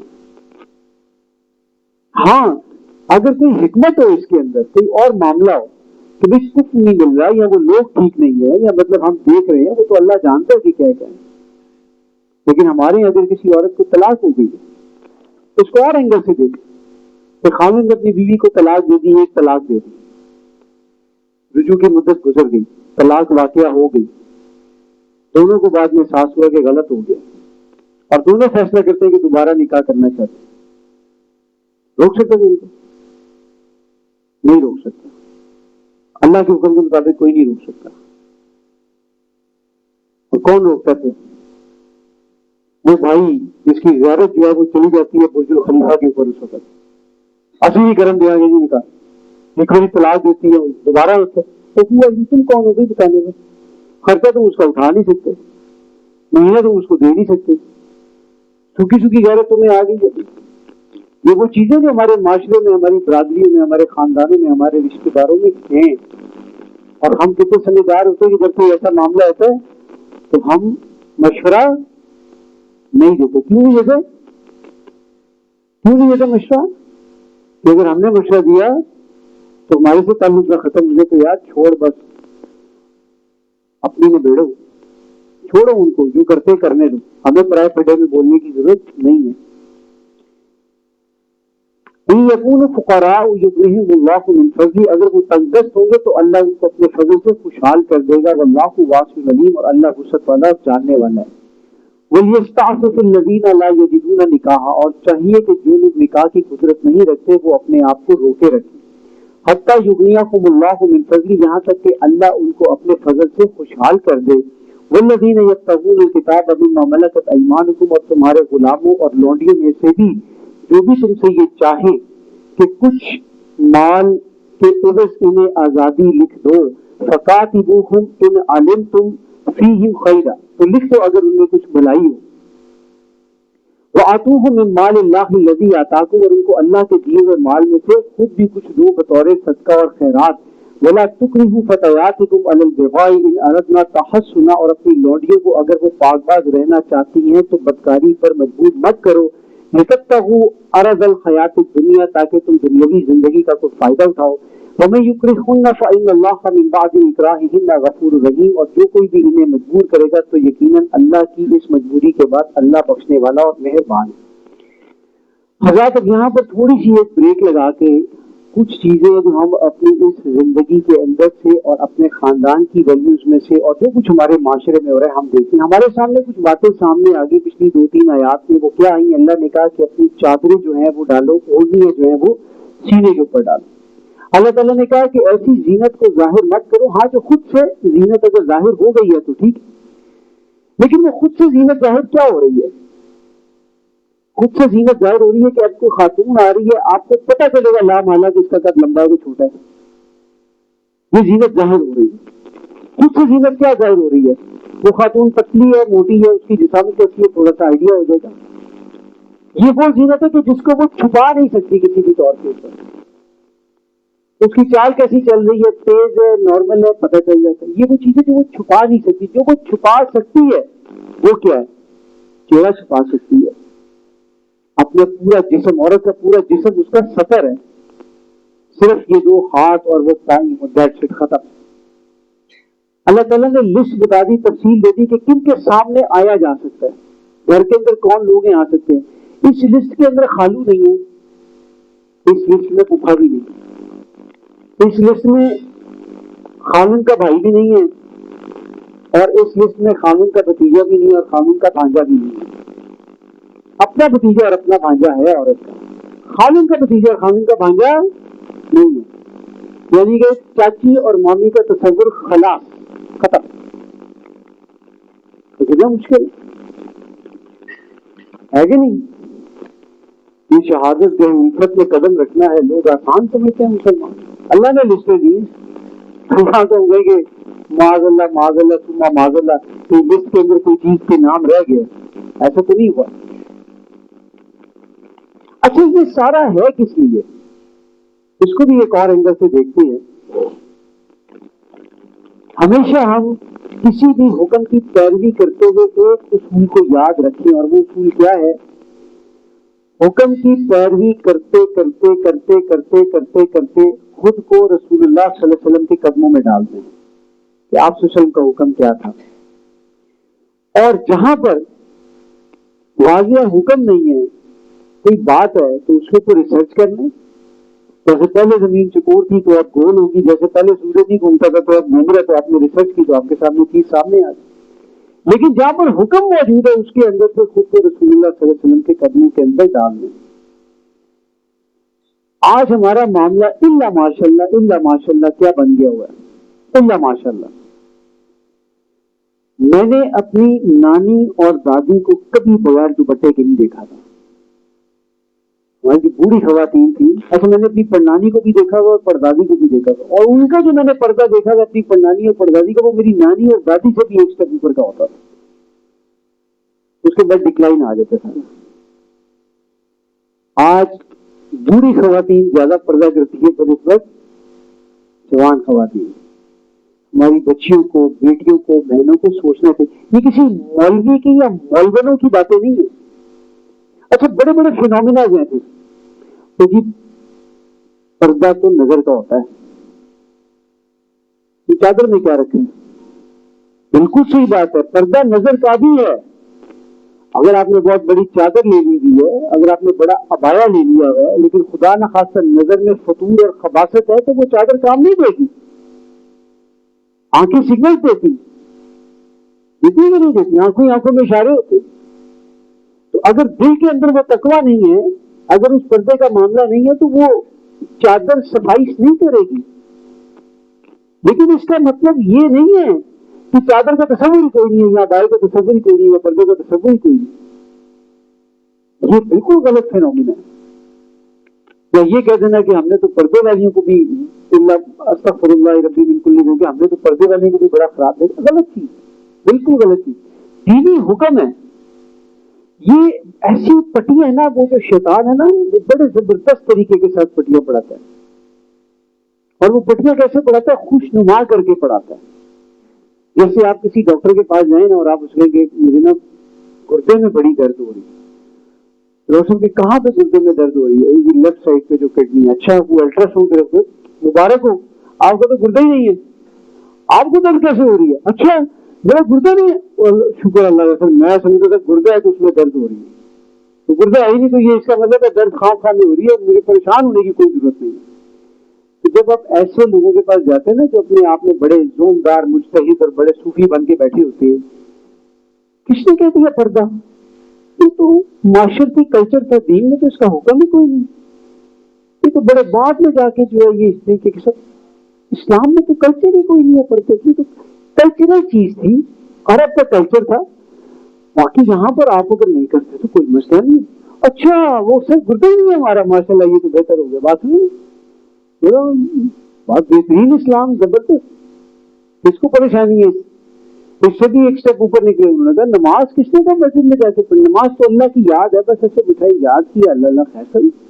تو بھائی کون وضو کا مزہ لے اور کون غسل جنابت کرے اور کون عشاء کے لیے مسجد کے اندر آئے اور صبح فجر کے لیے مسجد میں جائے؟ اس سے بہترین اسلام تو ہے ہی کوئی نہیں کہ بس صبح بستر کے اوپر اٹھیں, 10 منٹ کے لیے ایسے کریں, اللہ کو یاد کیا, اللہ اللہ خیر کر, ختم بات. کیا ضرورت ہے نماز پڑھنے کی؟ تو یہ ہومیوپیتھک تصور جو اسلام کا ہے نا, اس نے بڑا نقصان دیا ہے. تو یہ کہہ دینا کہ جی پردہ تو ہے ہی نہیں, پردہ ہے اور یہ اللہ کا حکم ہے. یہ جب آیات نازل ہوئی تھی تو کس نے ہوئی تھی؟ رسول اللہ صلی اللہ علیہ وسلم. جو مومن عورتیں تھیں اس وقت کون تھیں؟ رسول اللہ کی بیویاں، بیٹیاں، صحابہ کرام کی بیویاں اور بیٹیاں. آسمان نے دیکھا بہترین کردار رکھنے والی عورتوں نے بہترین کردار رکھنے والے مردوں سے پردہ کیا. اور آج ہم کیا کرتے ہیں؟ یہ تمہاری بالکل بہن جیسی ہے. او بھائی بہن جیسی نہیں ہو سکتی بھائی، ان سے آپ کا نکاح جائے گا. آپ کہاں سے کہہ رہے ہیں بہن جیسی ہے؟ ان کے ساتھ تو ہمارے فیملی ٹرمز ہیں. 40 سال سے ہمارا تعلق ہے. میں ایک ایسے شخص کو جانتا ہوں، ان کا بھی اسی طریقے کے ساتھ والد صاحب کا ان کا ایک دوستانہ تھا، اور وہ تقریباً 40-50 سال کی، مطلب اس شخص کی اپنی ولادت سے پہلے کا دوستانہ تھا. والد صاحب ان کے فوت ہو گئے، اور وہ ان والد صاحب کے دوست کو ماموں کہا کرتے تھے. کیا کہتے تھے؟ ماموں. یعنی کہ وہ والد صاحب کی جو، یعنی کہ والدہ جو تھی اس شخص کی، ان کو بھی ان کے والد صاحب کے دوست نے بہن بنایا ہوا تھا حقیقی طور کے اوپر. مطلب وہ جس طرح ایک ہوتا ہے نا پراپر عید آ رہی ہے تو سوٹ لے کے آ رہی ہے، پھر ان کی والدہ بھی آ رہی ہے، انہوں نے بیٹی بنایا ہوا ہے. لیکن بھائی ماموں بن نہیں گئے. قرآن کلیئر کر رہا ہے کہ کوئی ماموں نہیں. قرآن کلیئر کر. اچھا وہ خیر ہوا یہ کہ والد بھی ان کے فوت ہو گئے، والدہ بھی فوت ہو گئی. ان سے رابطہ ہوا دوبارہ تو انہوں نے کہا کہ بیٹا وہ میں نے تمہاری نا بہنوں سے ملنا ہے، مجھے اپنی بہنوں سے ملاؤ. یار میں بڑا پریشان ہو گیا، ان کو کیسے بہنوں سے ملاؤں، میں تو قرآن پڑھ چکا ہوں. تو میں آپ کو 1-2 دن کے بعد سوچ کے جواب دوں گا. اس کا کیا سوچ کے کیا جواب دوں گی؟ مجھے بہنوں سے ملاؤ، لے کے چلو مجھے ان کی طرف. وہ کہ میں انشاءاللہ 2 دنوں میں آپ کو فری ہو کے جواب دوں. پھر میں نے 2 دنوں کے بعد کال کی ان کو، اور میں نے کال میں کہا اسی بات میں کہا مامو جان بات یہ ہے کہ میں آپ کو اپنی بہنوں سے نہیں ملا سکتا کیونکہ آپ ان کے لیے نامحرم ہیں، اور آپ کو ان سے ملنا جو ہے وہ اللہ کی نظر کے اندر ٹھیک نہیں ہے. تمہارا دماغ ٹھیک ہے؟ تمہیں میری عمر پتا کتنی عمر ہے؟ 75 سال عمر ہے میری. کیونکہ جی بالکل مجھے اس کا پتا ہے. لیکن آپ کہتے کہ آپ نے اپنے بیٹے کے ساتھ جانا ہے ان کو لے کر اور آپ نے ملنا ہے، بس وہ مناسب نہیں ہے، اللہ کا حکم نہیں ہے، کیونکہ وہ آپ کی حقیقی بانجیاں بنتی نہیں. کیونکہ میں تمہاری ماں کا بھائی بنا ہوا تھا. انہوں نے کہا وہ بھی غلطی تھا. اب وہ اللہ ان کے حال پہ رحم کرے، میں ان کے لیے مغفرت طلب کرتا ہوں. لیکن بات یہ ہے کہ آپ ان کے حقیقی بھائی نہیں ہیں. کیونکہ میں نے فون بند کر دیا. 2 دن کے بعد ان کا فون آیا کہ بیٹا تم نے اتنی مشکل بات اتنی آسانی کے ساتھ بتا دی. اور میں یہ سوچ رہا تھا کہ اللہ کرے کہ یہ بات پہلے سمجھ آ جائے. اللہ تعالیٰ رستہ آسان کر دیتا ہے، اللہ رستہ کھول دیتا ہے. تو خدارا اس چیز کو سمجھے. آج ہمارے پاس اللہ کی رحمت سے یہ ہم نے رکھا بھی ہوا، یہ اس پہ بھی نظر آ جائے گا، شرعی پردہ. آج ہمارا پرابلم کیا ہے کہ ہماری جو بیویاں ہیں وہ جو پردہ کرتی ہیں بنیادی طور پہ وہ کس لیے کرتی ہیں؟ وہ ایک سوشل پریشر کے اندر پردہ کرتی ہیں، معاشرتی دباؤ میں پردہ کرتی ہیں. پردہ اللہ کا حکم ہے، اللہ کا حکم مان کے پردہ کرنا ہے کہ یہ میرے رب کا حکم ہے، میرے رب نے بتایا کہ یہ پردہ کرنا ہے. اور یہ ایسا نہیں ہے کہ آپ کریں گے تو لوگ آپ کو بریانی بھیجیں گے اور پھول کے ہاتھ ڈالیں گے اور بڑے خوش ہوں گے. 4 باتیں سننے کو ملیں گی، لو جی اور ٹکو ذرا اور کدھر جانا شروع ہو گئے، نواں کوئی اسلام لے کے ہیں. حالانکہ یہ نیا اسلام نہیں ہے، یہ سورہ نور کی باتیں کہ ان لوگوں کے ساتھ گھر کے اندر آپ سامنے آ سکتے ہیں، چہرے کے ساتھ آ سکتے ہیں، سامنے آ سکتے ہیں. لیکن محرمی رشتوں کے سامنے بھی یہاں تک ہے روایات کے اندر کہ بال نہ نظر آئے سامنے. آج معذرت کے ساتھ میں کسی کو ٹونٹنگ انداز میں نہیں کہہ رہا، اصلاح کی نیت سے یہ ساری باتیں کریں. ویلاگس میں کیا دکھایا جاتا ہے فیملی ویلاگس کے اندر؟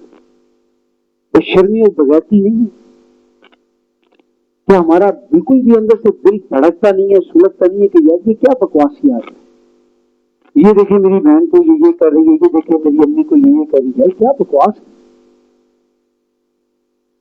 اور میں پھر درد دل کے ساتھ بات کرتا ہوں کہ وہ گھرانے جن کے اندر پردے کا بڑا اہتمام ہوتا ہے، واقعتاً اہتمام ہوتا ہے، وہ بھی جس وقت کسی شادی کا، کسی گیدرنگ کا، کسی خاندان میں دعوت کا فنکشن آتا ہے، وہ پردہ نیچے، دوپٹہ نیچے.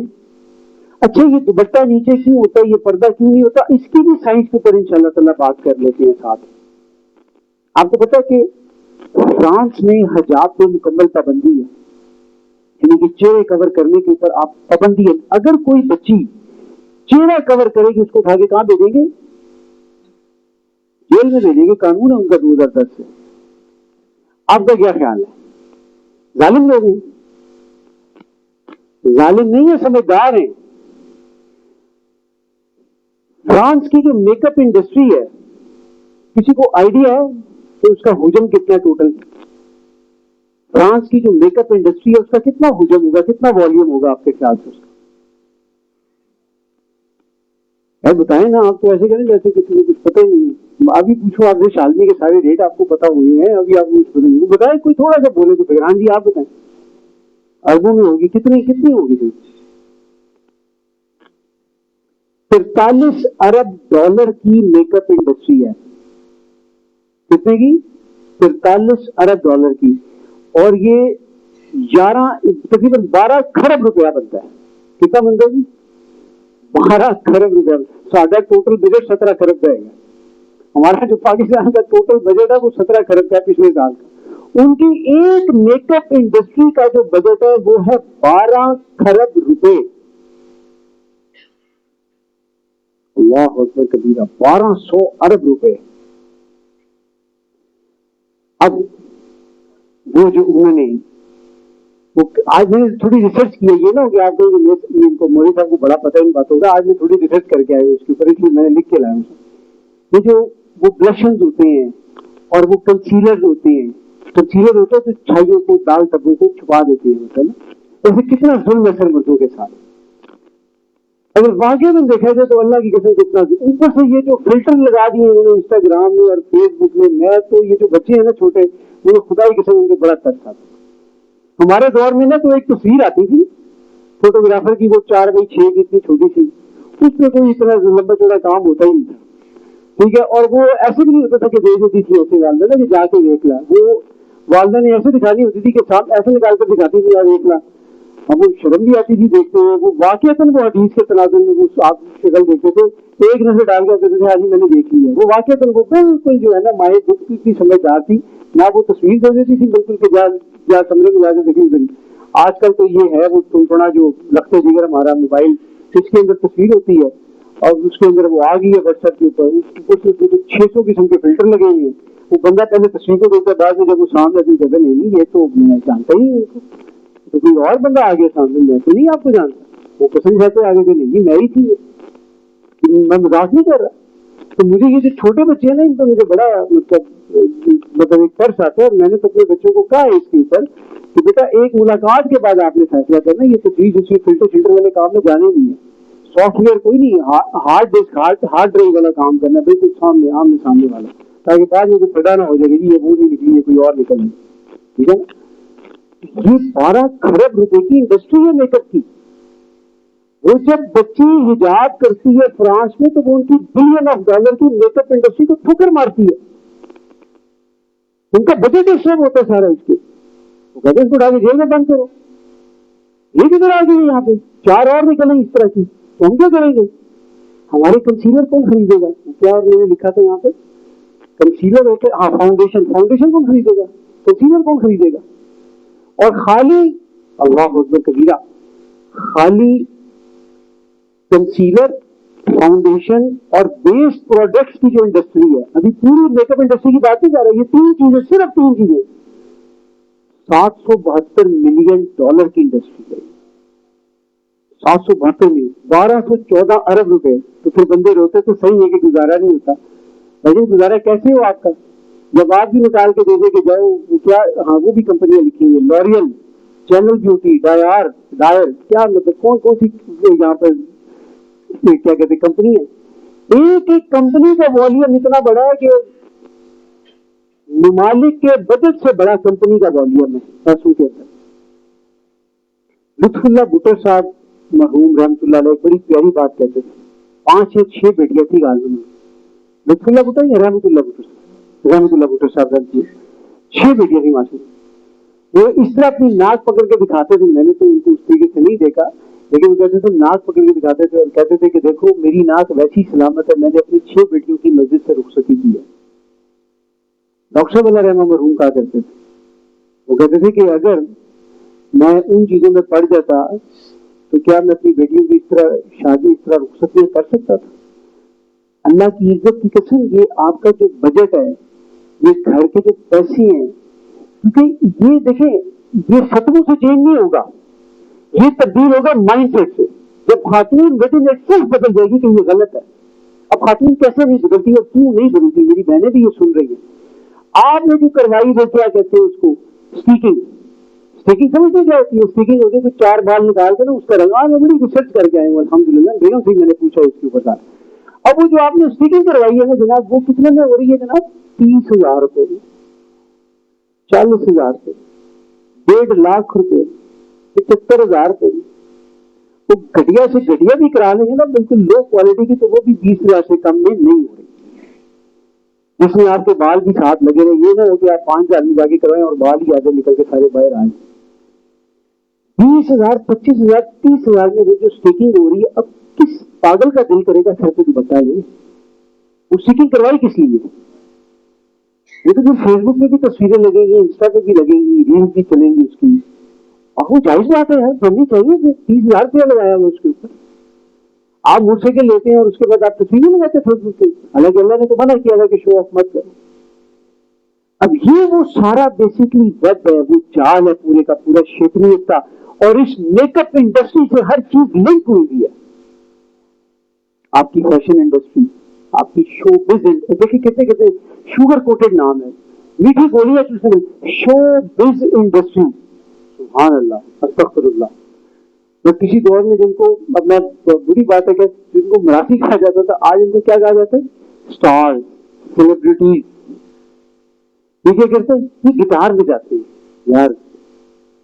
مطلب کیا کہیں، سبحان اللہ. بس رو ہی سکتے ہیں. یہ نقل کے اندھوں کو الٹا نظر آتا ہے، لالا نظر آتا ہے مجھے رضا، یہ والا معاملہ. یہ سارا کچھ یہ کیسے چینج ہوگا؟ یہ مائنڈ سیٹ. اللہ نے منع نہیں کیا. میں یہ نہیں کہہ رہا خدا نہ خاصہ کہ اسٹیکنگ مت کروائیں، کروائیں، لیکن کس کے لیے کرانی ہے؟ صرف اپنے خامن کے لیے کرانی. آپ بھائی کے سامنے بھی اسٹیکنگ کرا کے نہیں آ سکتے، بیٹے کے سامنے نہیں آ سکتے. مگر اگر بیٹا بالغ ہے، باپ کے سامنے نہیں آ سکتے، سسر کے سامنے نہیں آ سکتے. 1% اونلی، 1%. اور یقین کیجیے یہ جو اللہ تعالیٰ نے یہ ڈسپلن رکھا ہوا نہیں کہ صرف اپنی بیوی کی طرف دیکھو، نکاحیں نیچی رکھو، یہ اتنا اسٹرانگ ڈسپلن ہے. بیسیکلی کیوں اپنی بیویاں غیر لگتی ہیں آج کل مردوں کو؟ کیا وجہ اس کی؟ وجہ ہے نا اس کی. اب جب آپ اپنی بیوی کو دیکھ رہے ہیں کچن سے باہر نکلتے ہوئے بیچاری پکوڑے تل کے وہ خود بیچاری تیل والی ہو جاتی ہے بالکل. ادھر سے آپ کو جناب وہ ٹی وی والے دکھا رہے ہیں وہ ذائقہ بناسپتی کی ایک خاتون، نام ذائقہ بناسپتی نکل گیا. کلو نفس ذائقہ الموت سے ذائقہ بناسپتی یاد رہ جاتا ہے مجھے. یہ نہ ہو گیا آپ سمجھے کہ ان کی کوئی پروڈکشن. تو اب ایک خاتون وہ ہے جو ٹی وی میں پکوڑے تل رہی ہے بڑے طریقے کے ساتھ، دوسرے کی نہیں. اور آپ کو کون سی والی پکوڑے تلنے والی اچھی لگتی ہے؟ اپنی والی اچھی لگتی ہے یا وہ جو ٹی وی میں تل رہی ہے پکوڑے کو اچھی لگتی ہے؟ اس کی طرف دیکھنے سے اللہ نے آپ کو منع کیا ہے. آپ دیکھیں پکوڑے تل رہی. اور جب انسان کو اپنی بیوی اسی لیے بری لگتی ہے کہ وہ دوسری خواتین کی طرف دیکھتا ہے. حدیث کا مفہوم ہے کہ شیطان دوسری عورت جو کہ اس کی اپنی بیوی سے کئی کم خوبصورت ہوتی ہے اس کو خوبصورت بنا کر دکھاتا ہے اس کے سامنے. حدیث کا مفہوم. کیوں نہیں ایک دفعہ نظر پڑ کے ہم نظر نیچی کر. یہ ہمارا مردوں کا اتنا بڑا ٹیسٹ ہے، اتنی بڑی آزمائش ہے. اللہ تعالیٰ ہمیں اس سے محفوظ رکھے. ہو سکے اس کو جو اندھا ہوگا، جس طرح آج کل کے دور میں جو سائیکل والا ہے نا، وہ گاڑی والے کے پاس سے ملتا ہے جی پیٹرول کی ٹینکی کھول لے. تو ہو سکتا ہے اندھا والا جو ہے نا، وہ جو آنکھوں والی ہوگی نا، ان کو دیکھے گا ہاں بھی جگہ نظر آؤں گے صاحب. اللہ ہمیں محفوظ رکھے. اللہ ہماری بیویوں کو یہ سمجھنے کی توفیق عطا فرمائے. جب آپ کا چہرہ اپنے خامن کے سامنے کھلنے، جب آپ کے بال اپنے خامن کے سامنے کھلنے، آپ کا خرچہ کتنا نیچے آ جانا، کم آ جانا. کس جگہ پر لکھا ہوا کہ شادی کے اندر جائیں آپ اور بے پردگی کے ساتھ جائیں؟ کہاں پر لکھا ہوا؟ کیا نہیں پہن کے جا سکتے ہیں بایا؟ ہم نے الحمدللہ پچھلے دنوں ایک ہمارے مرکز کے ہیں ماشاءاللہ خوشی نبی صاحب، اللہ تعالیٰ ان کی حفاظت کرے، ان کے بیٹے کا ولیمہ تھا. تو نیچے وہ کھڑے ہوئے تھے ہمارے کچھ دوست وغیرہ. تو میں نے کہا ہم نے پہلے نیچے سے دیکھتے ہی اندازہ لگا لیا تھا کہ ادھر ہی ہمارا پوزیشن ہو سکتا ہے. ماشاءاللہ ساری خواتین ابائی کے اندر الحمدللہ. اور اس کے بعد پھر وہ ایک پورشن میں جا کے وہ جس طرح آپس میں ایک دوسرے سے ملتی ہے بالکل ٹھیک ہے, وہاں پر کوئی مرد نہیں تھا. تو اسلام سوشل اسٹرکچر کو ڈسکریج نہیں کرتا, اسلام سوشل گیدرنگس کو ڈسکریج نہیں کرتا, اسلام ملنے ملانے سے ڈسکریج نہیں کرتا, اسلام تو پروموٹ کرتا ہے کہ ملو لاؤ. ہاں لیکن میری بہن جب میرے گھر میں اپنے خاندان کے ساتھ آئے گی تو اس کا خاندان کہاں بیٹھے گا؟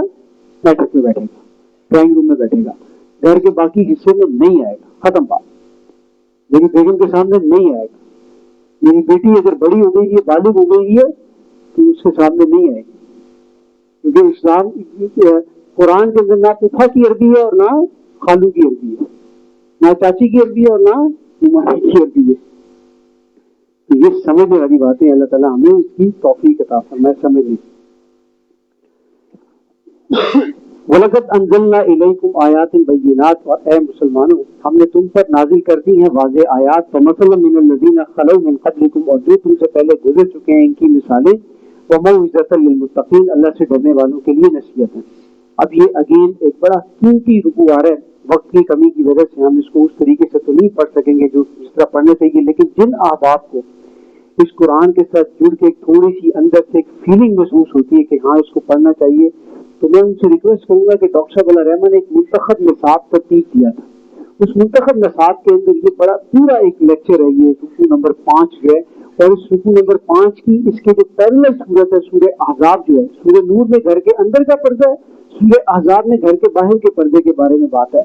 اور وہاں پر جس طرح یہاں پر یہ 5واں رکوع ہے بالکل سینٹر میں, اس طرح وہاں پر وہ 5واں رکوع بالکل سینٹر کے اندر ہے.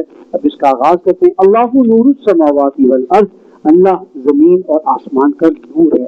مثل نوری ہی کمشکات فیہا مصباح, بندہ مومن کے دل میں اس کے نور کی مثال ایسی ہے جیسے تاک میں چراغ رکھا ہو. یہ جو تاک ہے نا, یہ جیسے انسان کا سینہ ہوتا ہے, تو سینہ ایک تاک کی مانند ہو گیا, اور اس کے اندر یہ جو ایک چراغ والا معاملہ ہے یہ وہ نور ایمان ہو گیا جو انسان کے دل کے اندر موجود ہے.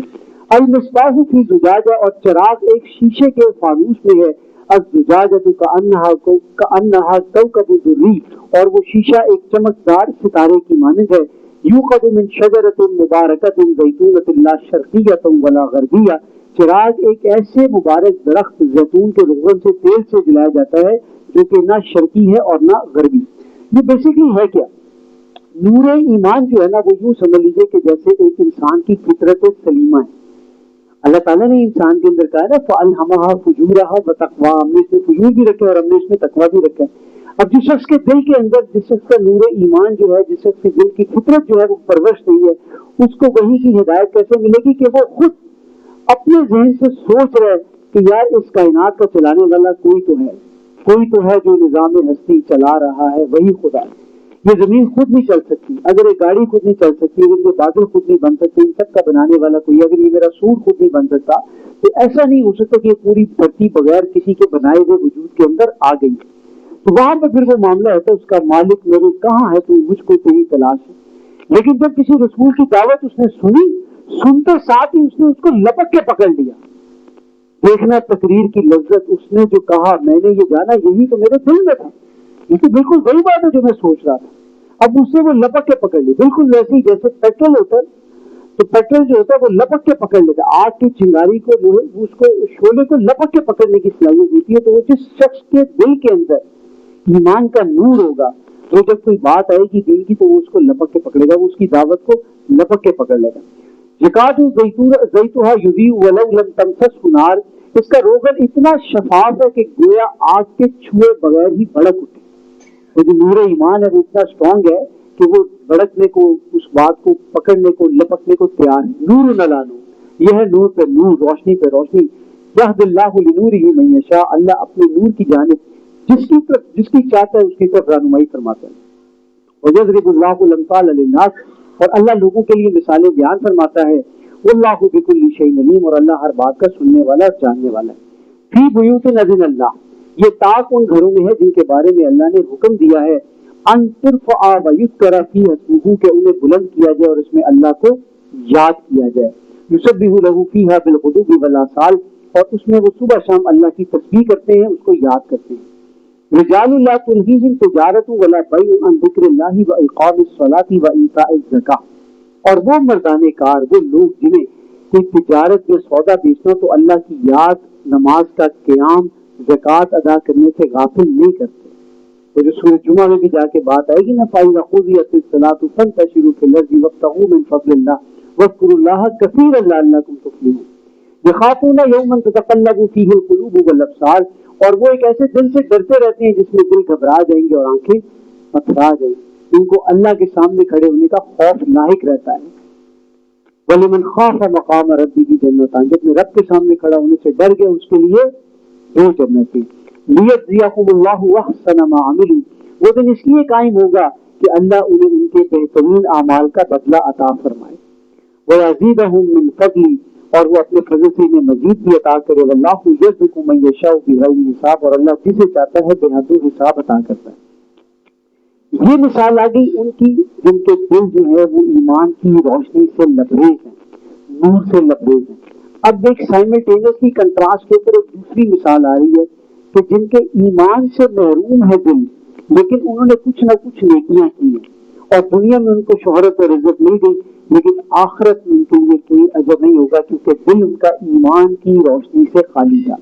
ایمان شرط ہے نیک اعمال کرنے کی، آخرت میں ایکسیپٹنس کی۔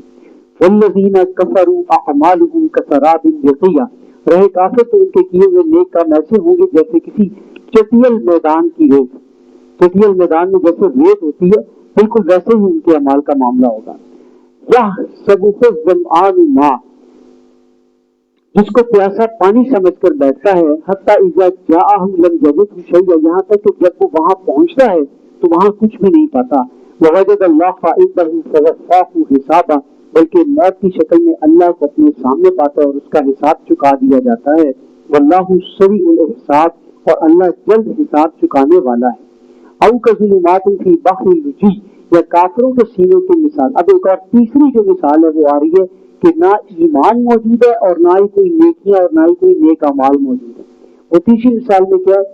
یا کافروں کے سینوں کی مثال گہرے سمندر میں موجود اندھیروں جیسی ہے۔ ایک فرینچ ایڈمرل نے جب یہ آیت سنی نا تو اس نے ایک سوال کیا، کیا محمد نے کبھی سمندر کا سفر کیا تھا صلی اللہ علیہ وسلم؟ کہ نہیں، انہوں نے کبھی نہیں کیا۔ مگر پھر میں ایمان لے کر آتا ہوں، کیونکہ یہ بات وہی کر سکتا ہے جس نے سال ہر سال 40-50 سال جس کے سمندر میں گزرے، تو اس کو ایسا موقع کبھی دیکھنے کو ملتا ہے اور وہ اپنے تجربے سے یہ بات کر سکتا ہے۔ اس کا مطلب ہے کہ یہ کلام محمد کا اپنا نہیں ہے صلی اللہ علیہ وسلم، اور اس نے ایمان قبول کر لیا۔ وہ آیت کیا ہے؟ یغشاہ موج من فوقہ موج، جس کو موج در موج پانی سے ڈھانپے ہوئے ہے، من فوقہ سحاب، اس کے اوپر بھی بادل چھائے ہوئے ہیں، ظلمات بعضها فوق بعض، تہ در تہ اندھیرے ہی اندھیرے ہیں۔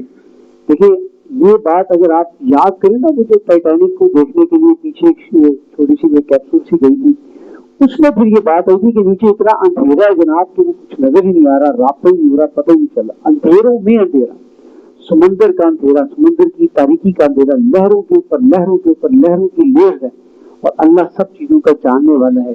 اذا اخرج یدہ لم یکد یراہا، جب تک وہ شخص اپنا ہاتھ نکال کر دیکھے وہ خود بھی اپنے ہاتھ کو نہ دیکھ سکے۔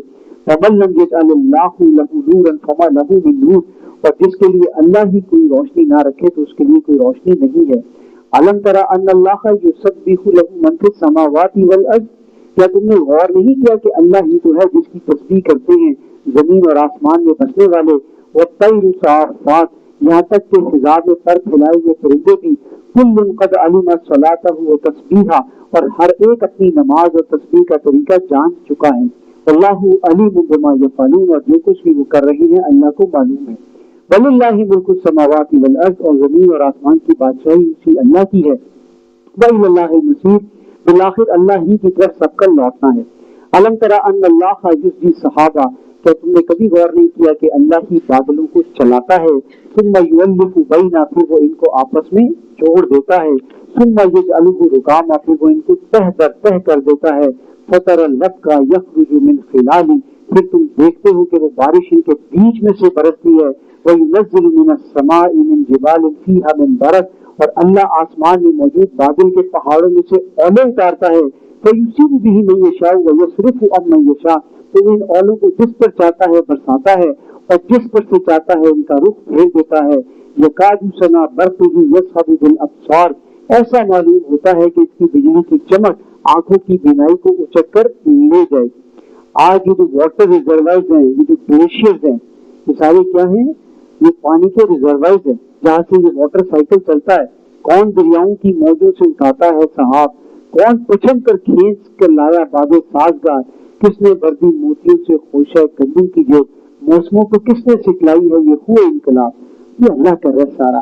یقلب اللہ اللیل والنہار، اللہ رات کو اور دن کو عدلتا بدلتا رہتا ہے، رات اور دن، دن اور رات. ان فی ذلک لعبرۃ لأولی الابصار، یقیناً اس میں صاحب بصیرت لوگوں کے لیے عبرت کا بڑا سامان ہے. واللہ خلق کل دابۃ من ماء، اللہ نے ہر جاندار کو پانی سے پیدا کیا ہے. فمنہم من یمشی علی بطنہ، بس ان میں سے پیٹ کے بل چلنے والے بھی ہیں. کچھ ریپٹائلز بھی ہیں جو پیٹ کے اوپر رینگتے ہیں، سانپ ہو گیا. ومنہم من یمشی علی رجلین، دو پاؤں پر چلنے والے بھی ہیں، انسان ہے اس میں. ومنہم من یمشی علی اربع، اور ان میں 4 پاؤں پر چلنے والے بھی ہیں، اور 4 پاؤں پر چلنے والوں کی تعداد سب سے زیادہ ہے، جن کو ہم چوپائے کہتے ہیں. یخلق اللہ ما یشاء، وہ اللہ جو چاہتا ہے پیدا کرتا ہے. ان اللہ علی کل شیء قدیر، بے شک اللہ ہر چیز پر قدرت رکھتا ہے. لقد انزلنا آیات مبینات، یقیناً ہم نے واضح کرنے والی آیات کو نازل کیا ہے. واللہ یہدی من یشاء الی صراط مستقیم، اور اللہ جسے چاہتا ہے اس کی صراط مستقیم کی جانب رہنمائی کرتا ہے. وَيَقُولُونَ آمَنَّا بِاللَّهِ وَبِالرَّسُولِ وَأَطَعْنَا، اور یہ کہتے ہیں کہ ہم اللہ اور پیغمبر پر ایمان رکھتے ہیں اور اس کا کہنا مانتے ہیں. ثُمَّ يَتَوَلَّى فَرِيقٌ مِّنْهُم مِّن بَعْدِ ذَلِكَ، اس کے باوجود ان میں سے ایک گروہ منہ موڑ لیتا ہے. وَمَا أُولَٰئِكَ بِالْمُؤْمِنِينَ، ایسے لوگ مومن نہیں ہیں. وَإِذَا دُعُوا إِلَى اللَّهِ وَرَسُولِهِ لِيَحْكُمَ بَيْنَهُمْ، اور جب انہیں اللہ اور اس کے رسول کی طرف بلایا جاتا ہے تاکہ رسول ان کے درمیان میں فیصلہ کرے. اذا فریق منهم معرضون، تو ان میں سے ایک گروہ منہ موڑ لیتا ہے. یہ منافقین کے طرز عمل کا بیان ہے. یاد آ گیا نا، حضرت فاروق نے وہ منافق کی گردن اڑا دی تھی اور یہ پہنچ گئے تھے قصاص کا مطالبہ کرنے کے لیے کہ سارے مسلمان کو مار دیتا ہے. تو پھر اللہ تعالیٰ نے اس کے اوپر آیات نازل کی.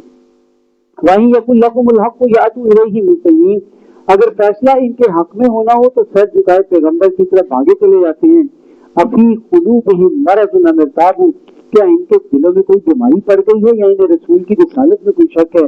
ام یخافون ان یحیف اللہ علیہم ورسولہ، یا انہیں ڈر ہے کہ اللہ اور اس کا رسول ان پر کوئی زیادتی کرے گا. بل اولئک هم الظالمون، سچ تو یہ ہے کہ یہ زیادتی کرنے والے اصل میں یہ خود ہیں.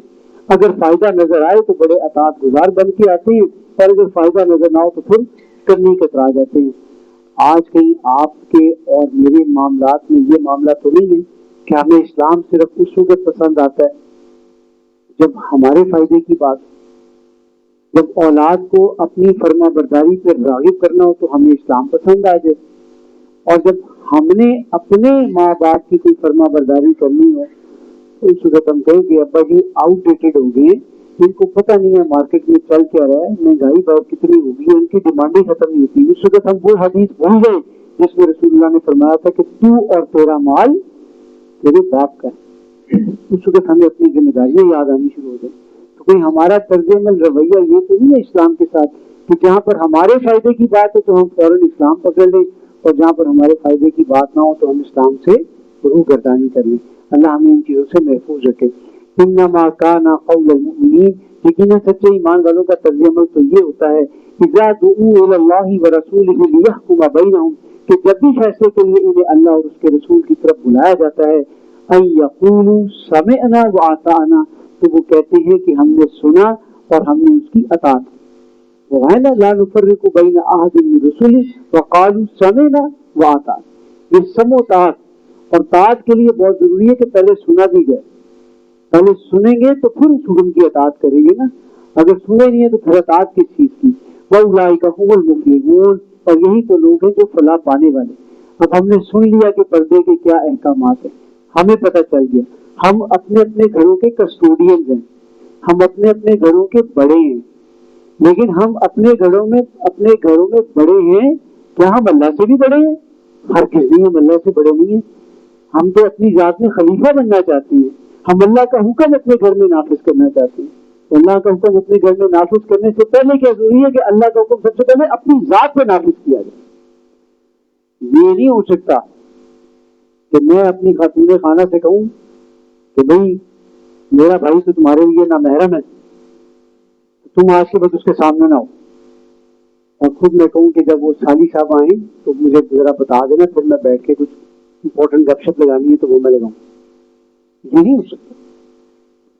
اور آج کل جو ہے نا وہ 2+2=4. آج کل تو پھر خواتین چیٹ GPT سے مشورہ لے کے خاوند سے بات کرتے ہیں ذرا تو کرنا کیا تھا. آج کل سسٹم بہت فاسٹ ہو گیا. تو پہلے اپنے آپ کو کریکٹ کرنا، پہلے اپنی کریکشن ہے پھر دوسرے کی کریکشن.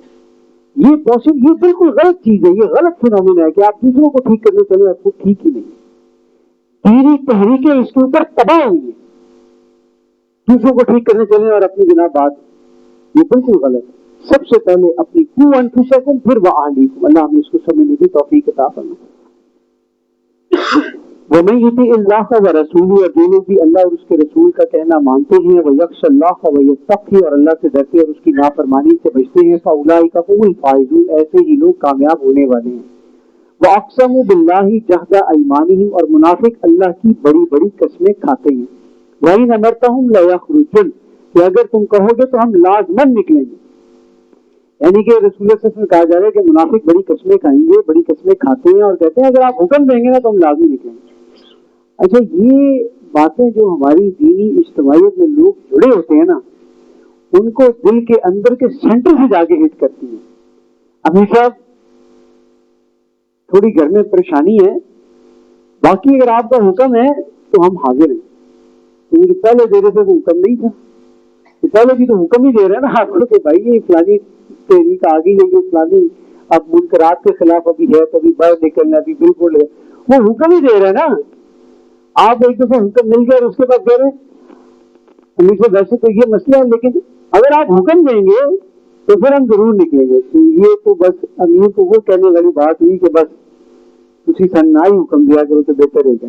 اور وہ امیر محترم اس معاملے میں کہتے ہیں کہ وہ امیر ہی کیا جس کو حکم دینا پڑے، ایک دفعہ کہنا کافی ہوتا ہے.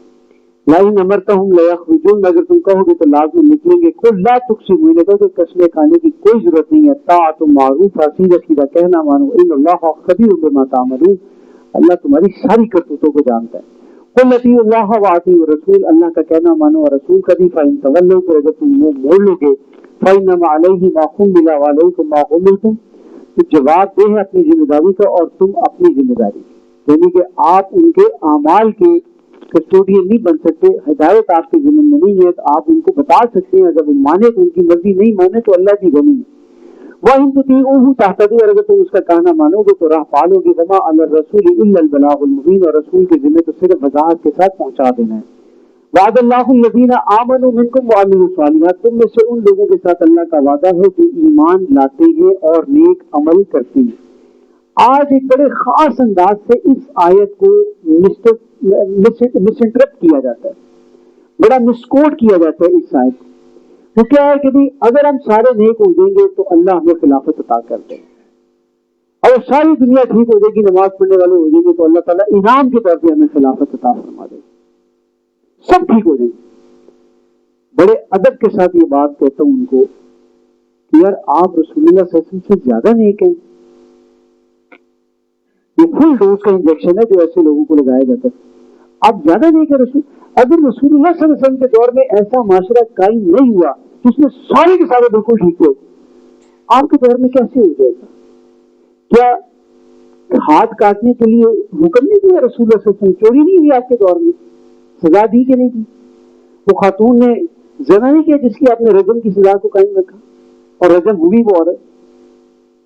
تو اگر اس وقت یہ معاشرہ قائم نہیں ہوا اللہ کے ولیوں، تو آج کیسے ہو جائے گا؟ یہ جنت تھوڑی ہے، یہ تو دنیا، یہ تو آزمائش ہے. اس کے اندر تو شریعت کے قانون کی پاسداری اصل میں امتحان ہے کہ اللہ کا دین بڑا ہے کہ ہماری سوچ اور ہمارا قانون بڑا ہے. تو یہ ایک مس انٹرپٹ کیا جاتا ہے یہاں کے اندر کہ اگر سارے ٹھیک ہو جائیں گے تو آٹومیٹکلی سب کچھ ٹھیک ہو جائے گا اور سارے کے سارے بس گنتی ہو جائیں گے. ایسے نہیں ہو سکتا. لَيَسْتَخْلِفَنَّهُمْ فِي الْأَرْضِ كَمَا اسْتَخْلَفَ الَّذِينَ مِنْ قَبْلِهِمْ، اللہ لازم انہیں زمین پر خلافت عطا کرے گا جیسے اللہ نے ان سے پہلوں کو خلافت عطا کی. یہ وعدہ کیا جا رہا ہے بیسکلی، اور وعدہ کس طریقے کے ساتھ ہے کہ اگر یہ کام کرو گے، اللہ کی عبودیت کے نظام کو قائم کرو گے، تو پھر اللہ بھی تمہیں اس کا ریوارڈ دے گا. وَلَيُمَكِّنَنَّ لَهُمْ دِينَهُمُ الَّذِي ارْتَضَىٰ لَهُمْ، اور اللہ ان کے دین کو غلبہ عطا فرمائے گا جسے اس نے ان کے لیے پسند کیا ہے. وَلَيُبَدِّلَنَّهُم مِّن بَعْدِ خَوْفِهِمْ أَمْنًا، اور ان کی خوف اور خطر کی زندگی کو امن و امان کی زندگی سے بدل دے گا. يَعْبُدُونَنِي لَا يُشْرِكُونَ بِي شَيْئًا، اور وہ میری بندگی کریں گے اور میرے ساتھ کسی کو بھی شریک نہیں پہنچائیں گے. اگر اس آیت کے بارے میں کچھ صحیح طریقے سے آپ ایک چاہتے ہیں کہ مزید کھل کے یہ بات آپ کے سامنے آئے، تعلیمی تنظیم ڈاکٹر شاہ احمد اللہ رحمہ کے 3 لیکچرز ہیں خلافت کے اوپر، خالق دینا ہال کراچی کے. کم و بیش یہ 4 سے 5-6 گھنٹے کے لیکچرز بنتے ہیں، یہ 3 نشستوں کے اندر لیکچر ہوئے ہیں. اور اگر میں نے یہ لیکچر نہ سنے ہوتے تو آج میں ادھر نہ بیٹھا ہوتا.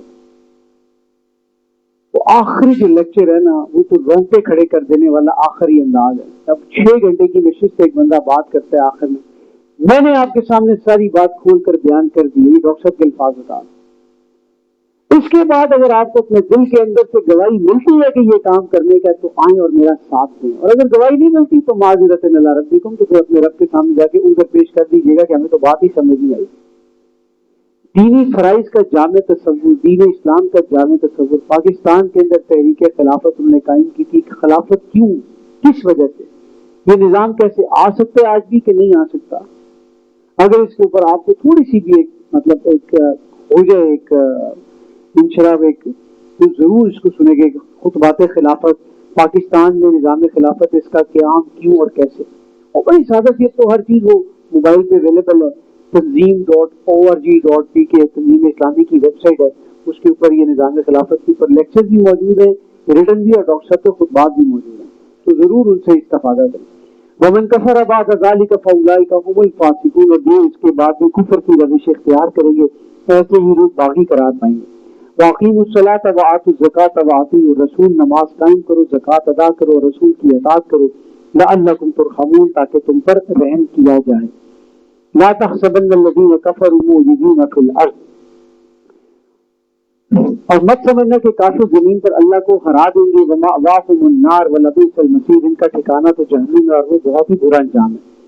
اب یہ وہ رکوع ہے جس کے اندر گھر کے اندر پردے کے احکامات مزید کھل کے سامنے آ رہے ہیں، مزید وضاحت کے ساتھ سامنے آ رہے ہیں. یا ایھا الذین آمنوا، اے وہ لوگوں جو ایمان کا دعویٰ کرتے ہو، لیستأذنکم الذین ملکت ایمانکم، تمہارے کمرے میں آنے سے پہلے اجازت طلب کرے تم سے تمہارے غلام، تمہاری کنیزیں، گھر میں کام کرنے والے جب کمرے کے اندر انٹر ہوں تو اجازت طلب کر کے. یعنی یہ باتیں کون بتا رہا ہے؟ یہ وہ اللہ بتا رہا ہے جو پوری کائنات کا تنہا مالک ہے، تمام خزانوں کا مالک ہے. وہ یہ باتیں بھی ہمیں بتا رہے ہیں. والذین لم یبلغوا الحلم منکم، اور وہ بچے بھی جو ابھی عقل و شعور کو نہ پہنچے ہوں. ثلاث مرات، 3 اوقات میں. وہ 3 اوقات کون سے ہیں؟ من قبل صلاۃ الفجر، فجر کی نماز سے پہلے. وحین تضعون ثیابکم من الظہیرہ، اور جب تم آرام کو دوپہر کو آرام کرنے کے لیے لیٹتے ہو تو کپڑے اتار لو. ومن بعد صلاۃ العشاء، اور عشاء کی نماز کے بعد. یہ 3 بیسکلی اوقات ہیں جو میاں بیوی کے خلوت کے اوقات ہیں. آپس میں میاں بیوی کا جو ایک تعلق ہے، تعلق زونش ہو، یہ اس اوقات سے ریلیٹڈ ٹائم فریم ہے. فجر سے پہلے کا ٹائم ہے، ظہر کے وقت کا ٹائم ہے، اور ایک عشاء کے بعد کا ٹائم. ثلاث اوقات لکم، یہ تینوں تمہاری بے پردگی کے، بے تکلفی کی اوقات ہیں تمہارے اپنی بیویوں کے ساتھ. لیس علیکم ولا علیہم جناح بعدہن، 3 اوقات کے علاوہ ان کے آنے جانے میں نہ تم پر کوئی گناہ ہے اور نہ ہی ان پر. طوافون علیکم بعضکم علی بعض، تم ایک دوسرے کے پاس آتے جاتے ہی رہتے ہو. کذالک یبین اللہ لکم الآیات، یہ اللہ تمہارے لیے آیات کو واضح کرتا ہے. واللہ علیم حکیم، اور اللہ جاننے والا اور حکمت والا ہے. فَإِذَا بَلَغَ الْأَطْفَالُ مِنْكُمُ الْحُلُمَ، اور جب تمہارے بچے بالغ ہو جائیں، فَلْيَسْتَأْذِنُوا كَمَا اسْتَأْذَنَ الَّذِينَ مِنْ قَبْلِهِمْ، تو انہیں چاہیے کہ وہ بھی اجازت لیں جیسے ان سے پہلے لوگ اجازت لیتے ہیں. ماں باپ کے کمرے کے اندر بھی وداؤٹ نوک کیے، وداؤٹ اجازت لیے ہوتا ہے. آج ہمارا کیا تصور ہے، نوک کیا ٹھک کر کے دروازہ کھول کے اندر. تو یہ کیا ڈرامہ ہے؟ آپ نے نوک کیا، اس کے بعد اندر سے کسی کی آواز کو نہ سنا نہ پوچھا کہ اگلا کیا کہہ رہا ہے، اور ٹھک کر کے دروازہ کھولا اور اندر.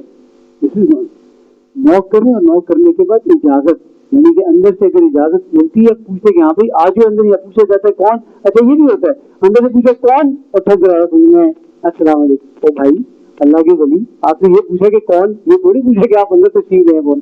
تو یہ وہ چیزیں کہ جو اللہ ہمیں سکھا رہا ہے، بتا رہا ہے. والقواعد من النساء اللاتي لا يرجون نکاحا، البتہ بوڑھی عورتیں جنہیں اپنے نکاح کی امید نہیں رہی ہے، فلیس علیہن جناح ان یضعن ثیابہن، تو ان پر کوئی گناہ نہیں ہے کہ اگر وہ اپنے اضافی کپڑے اتار دیا کریں، یعنی کہ اضافی چادر انہوں نے لپیٹی ہوئی ہے، اضافی چیز انہوں نے اپنے اوپر رکھی ہوئی ہے، تو وہ اپنے آپ کو ریلیکس کر سکتی ہیں، مگر کون؟ غیر متبرجات بزینہ، بشرط یہ کہ زینت کی نمائش کرنے والی نہ ہوں. لال لگام کہاں پہ ہوتی ہے؟ ہاں بس تو یہ نہ ہو کہ بوڑھی بوڑھی لال لگام کا چکر ہو کہ جناب بندہ کہے کہ وہ آج کل خواتین بڑی خوش ہوتی ہیں. وہ بیٹی کے ساتھ خاتون کو دیکھا نا کسی نے، ان کا بڑی بہن ہے آپ کی، تو خاتون بیچاری وہ اس کا مطلب دل نہیں کر رہا تھا کہ وہ میں چھوٹ لگے اور میں آسمانوں کے اوپر ہی جو ہے نا وہ چکر لگائی شروع کر دی. اچھا وہ ایسے ماشاء اللہ میں کہتا ہوں لوگ بڑے سمجھدار ہوتے ہیں جو اس قسم کی باتیں کرتے ہیں نا. مطلب میرے سامنے ایک جگہ پر یہ ایک انسیڈنٹ ہوا، میں نے کہا بھائی اللہ کے ولی یہ کہاں سے بہنے لگ رہی ہے، مطلب ٹھیک ہے تو اگلے نے آپ کو اتنا زبردست طریقے کے ساتھ گھیرا ہے نا، میں کہوں گا کہ مطلب وہ بہن لگ رہی ہے جی بڑی، حالانکہ وہ ایک ماں ہے ایک بیٹی ہے. تو ہماری بیچاری مائیں جو ہے نا وہ بڑی خوش ہوتی ہے اس چیز سے، بولے کہ مجھے میری بیٹی کی نا وہ بہن بنا دی، بڑی بہن بنا دی. اور مزید خوش پتہ کب ہوتی ہے جب اسی بیٹی کا باپ کو وہ دادا بنا دے، مطلب نا اس میں اور زیادہ بھی خوش ہوتے ہیں. ویسے بھی ان کو تو اس نے جو ہے نا وہ کہا کہ اچھا یہ اپنے بارے میں ان کا یہ ہوتا ہے کہ جی مجھے تو بالکل ہی بہن بالکل چھوٹی بہن کی طرح لگتی ہے. اللہ تعالیٰ ہمیں سمجھنے کی توفیق دے. وہ کہتے ہیں نا اہل نظر ذوق نظر خوب ہے، لیکن جو شے کی حقیقت کو نہ دیکھے وہ نظر کیا ہے. تو شے کی حقیقت کو بھی دیکھنا چاہیے انسان کو. وہیں یستعففن خیر لہن، اگر وہ کپڑے اوڑے رکھیں تو ان کے لیے بہتر ہے. واللہ سمیع علیم، اور اللہ سننے والا اور صاحب علم ہے. لیس علی الاعمى حرج ولا علی الاعرج حرج ولا علی المریض حرج، نہ اندھے پر کوئی گناہ ہے، نہ لنگڑے پر اور نہ مریض پر. ولا علی انفسکم، اور نہ ہی خود تم پر کوئی حرج ہے. ان تاکلوا من بیوتکم او بیوت آبائکم او بیوت امہاتکم، کہ تم سب اپنے گھروں میں کھاؤ یا اپنے باپوں کے گھروں میں یا اپنی ماؤں کے گھروں میں. یہ ہوتا کیا تھا بیسکلی کہ جب وہ جاتے تھے کسی کوئی ایسا بندہ جاتا تھا کسی کے گھر کے اندر تو تھوڑا سا اس کے ساتھ ایک اوپرا قسم کا رویہ آ جاتا تھا، اور وہ بندہ اپنے اندر تھوڑا سا شرمندگی اور پریشانی محسوس کرتا تھا کہ یار میں نے آ کے ان کو مشکل میں ڈال دی تو میں نہ ہی جاؤں. تو اللہ تعالیٰ نے اس چیز کو نیگیٹ کیا کہ نہیں، اگر یہ لوگ تمہارے گھروں میں آتے ہیں، اندھا ہے، مریض ہے، لنگڑا ہے، تو کوئی اس کے اوپر حرج نہیں ہے. ہاں اصل چیز کیا وہ یہ ہے، او بیوتی اخوانکم او بیوتی اخواتکم، یا اپنے بھائیوں کے گھروں میں یا بہنوں کے گھروں میں، او بیوتی اعمامکم او بیوتی اماتکم، اپنے چچاؤں کے گھروں میں یا اپنی پھوپھیوں کے گھروں میں، او بیوتی اخوالکم او بیوتی خالاتکم، یا اپنے ماموں کے گھروں میں یا اپنی خالاؤں کے گھروں میں، او ما ملکتم مفاتحہ او صدیقکم، یا ان گھروں میں جن کی چابیاں تو تمہارے پاس ہو یا اپنے دوستوں کے پاس. لیس علیکم جناح، اس میں تم پر کوئی گناہ نہیں، ان تاکلوا جمیعا او اشتاتا، کہ تم ان کے ساتھ مل کر بیٹھ کے کھاؤ یا علیحدہ علیحدہ. فَإِذَا دَخَلْتُمْ بُيُوتًا فَسَلِّمُوا عَلَىٰ أَنفُسِكُمْ، جب تم گھروں میں داخل ہو تو ایک دوسرے پہ سلامتی بھیجو. تحیۃ من عند اللہ مبارکۃ طیبہ، اللہ کی طرف سے عطا کیا ہوا سلام جو برکت والا بھی ہے اور پاک بھی. کذالک یبین اللہ لکم الآیات، یوں اللہ تمہارے لیے نشانیوں کو کھول کر بیان کرتا ہے. لعلکم تعقلون، تاکہ تمہیں سمجھ آ جائے. انما المؤمنون الذین آمنوا باللہ ورسولہ، بے شک اہل ایمان تو وہ ہیں جو اللہ اور اس کے رسول پر ایسا ایمان لائیں. وَإِذْ كَانُوا مَعَهُ عَلَىٰ أَمْرٍ جَامِعٍ، کہ جب بھی وہ کسی اجتماعی کام میں اس رسول اللہ کے ساتھ ہوں، لَمْ يَذْهَبُوا حَتَّىٰ يَسْتَأْذِنُوا، وہ وہاں سے کبھی نہ جائیں حتیٰ کہ اللہ کے رسول سے اجازت طلب کر لیں. إِنَّ الَّذِينَ يَسْتَأْذِنُونَكَ، بے شک جو لوگ آپ سے اجازت طلب کرتے ہیں، أُولَٰئِكَ الَّذِينَ يُؤْمِنُونَ بِاللَّهِ وَرَسُولِهِ، یہی تو ہیں جو اللہ اور رسول کو، اللہ اور اس کے رسول کے اوپر پکا ایمان رکھتے ہیں. فَإِذَا اسْتَأْذَنُوكَ لِبَعْضِ شَأْنِهِمْ، پس جو وہ کسی کام کے لیے آپ سے اجازت طلب کریں، فَأَذِن لِمَن شِئْتَ مِنْهُمْ وَاسْتَغْفِرْ لَهُمُ اللَّهُ، تو ان میں سے آپ جسے چاہیے اجازت دے دیجیے، پھر ان کے لیے اللہ سے بخشش مانگیے. إِنَّ اللَّهَ غَفُورٌ رَحِيمٌ، بے شک اللہ بخشنے والا اور مہربان ہے. یہاں پر کیا بتایا جا رہا ہے کہ اجازت جو ہے وہ لینی ضروری ہے، اور اجازت دے دیا کریں جب یہ اجازت آپ سے مانگے. یہ بتا دیا ہمیں سورہ نور کے اندر. اور سورہ نور جو ہے اس کا جو واقعہ ہے یہ کب آ رہی ہے؟ 6 ہجری کے اندر آئی. ہمیں یہ بتایا جا رہا ہے کہ آپ اجازت دیں. جب ہم سورہ توبہ پڑھتے ہیں اور اگر سورہ توبہ کے اس ٹاپک سے ریلیٹڈ مقام کو ذہن میں رکھیں تو ہمیں ظاہری طور پہ آرڈرز کے اندر ایک کنٹراڈکشن نظر آتی ہے، تضاد نظر آتا ہے. کیا تضاد ہے وہ دیکھیں. سورہ توبہ میں فرمایا لا یستأذنک الذین یؤمنون باللہ والیوم الآخر، جو لوگ اللہ اور یوم آخرت پر ایمان رکھتے ہیں وہ آپ سے اجازت کے طلبگار ہو ہی نہیں سکتے. ان یجاہدوا باموالہم وانفسہم، کہ وہ جہاد نہ کریں اپنے اموال اور اپنی جانوں کے ساتھ. واللہ علیم بالمتقین، اور اللہ جانتا ہے متقی لوگوں کو بہت زیادہ. انما یستأذنک الذین لا یؤمنون باللہ، آپ سے رخصت تو وہی مانگ رہی ہیں جو اللہ اور یوم آخرت پر ایمان نہیں رکھتے. وارتابت قلوبہم فہم فی ریبہم یترددون، اور ان کے دل شک میں پڑ گئے ہیں اور وہ اپنے اسی شک کے اندر مبتلا ہیں. ظاہری طور کے اوپر ابھی آپ خود بتائیے کہ کیا ایک کنٹرڈکشن محسوس ہو رہی ہے کہ نہیں؟ ایک طرف بتایا جا رہا ہے کہ جو ایمان رکھتے ہیں وہ اجازت طلب کریں گے، دوسری طرف بتایا جا رہا ہے کہ جو اجازت طلب کریں انہیں تو ایمان ہی نہیں. اس کو ایک سادہ سی مثال سے سمجھ لیں. جب کوئی بچہ فوج میں چلا جاتا ہے، سلیکٹ ہو جاتا ہے، تو فوج میں جانے کے بعد اس کو ایک چیز سکھائی جاتی ہے سب سے پہلے، وہ یہ کہ بیٹا آپ نے بغیر اجازت کے علاقہ نہیں چھوڑنا جدھر بھی آپ کی پوسٹنگ ہے. اور جو چھٹی آپ کو ملی ہے نا اس کا ملک کی کسی چھٹی سے کوئی تعلق نہیں. اگر آپ کی چھٹی ہفتے کے دن واپس ختم ہو رہی ہے تو اتوار کو بے شک پورے ملک میں چھٹی ہے، آپ کی چھٹی نہیں ہے، آپ نے ہفتے کو واپس پہنچنا. اگر آپ کی چھٹی 30 رمضان کو ختم ہو رہی ہے تو آپ کی یکم شوال کی چھٹی نہیں ہے، بھلے پورے ملک کے اندر چھٹی ہے. تو آپ نے جانا جب بھی ہے تو اجازت لے کے جانا. اب اگر وہ بچہ، مطلب بچہ تو نہیں کہنا چاہیے، اب اگر وہ جو بھی فوجی ہوگا، وہ سولجر ہوگا، وہ یہ کرے کہ جناب ہوگا کہ یار کون اجازت دے، پتہ نہیں اجازت دے تو ملتی ہے کہ نہیں ملتی، تو وہ سائڈ سے اسٹک ہو جاتا، نکل جاتا چپ کر کے، بیٹھتے ہی نہیں. 3-4 دن کی بات ہے، کسی کو کیا پتہ چلے گا، اور وہ بنک کے اوپر نکل جاتا چپ کر کے آ جاتا واپس اس چکر کے اندر کہ میرا کسی کو پتہ ہی نہیں چلے گا. تو بتایا گیا اس کے بارے میں کہ اس کے اندر ایمان نہیں ہے، جو یہ نہیں لے کے جا رہا. یعنی کہ کیا مطلب ہے کہ یہ فوج کے ان آرڈرز کو صحیح طریقے سے پورا نہیں کر رہا.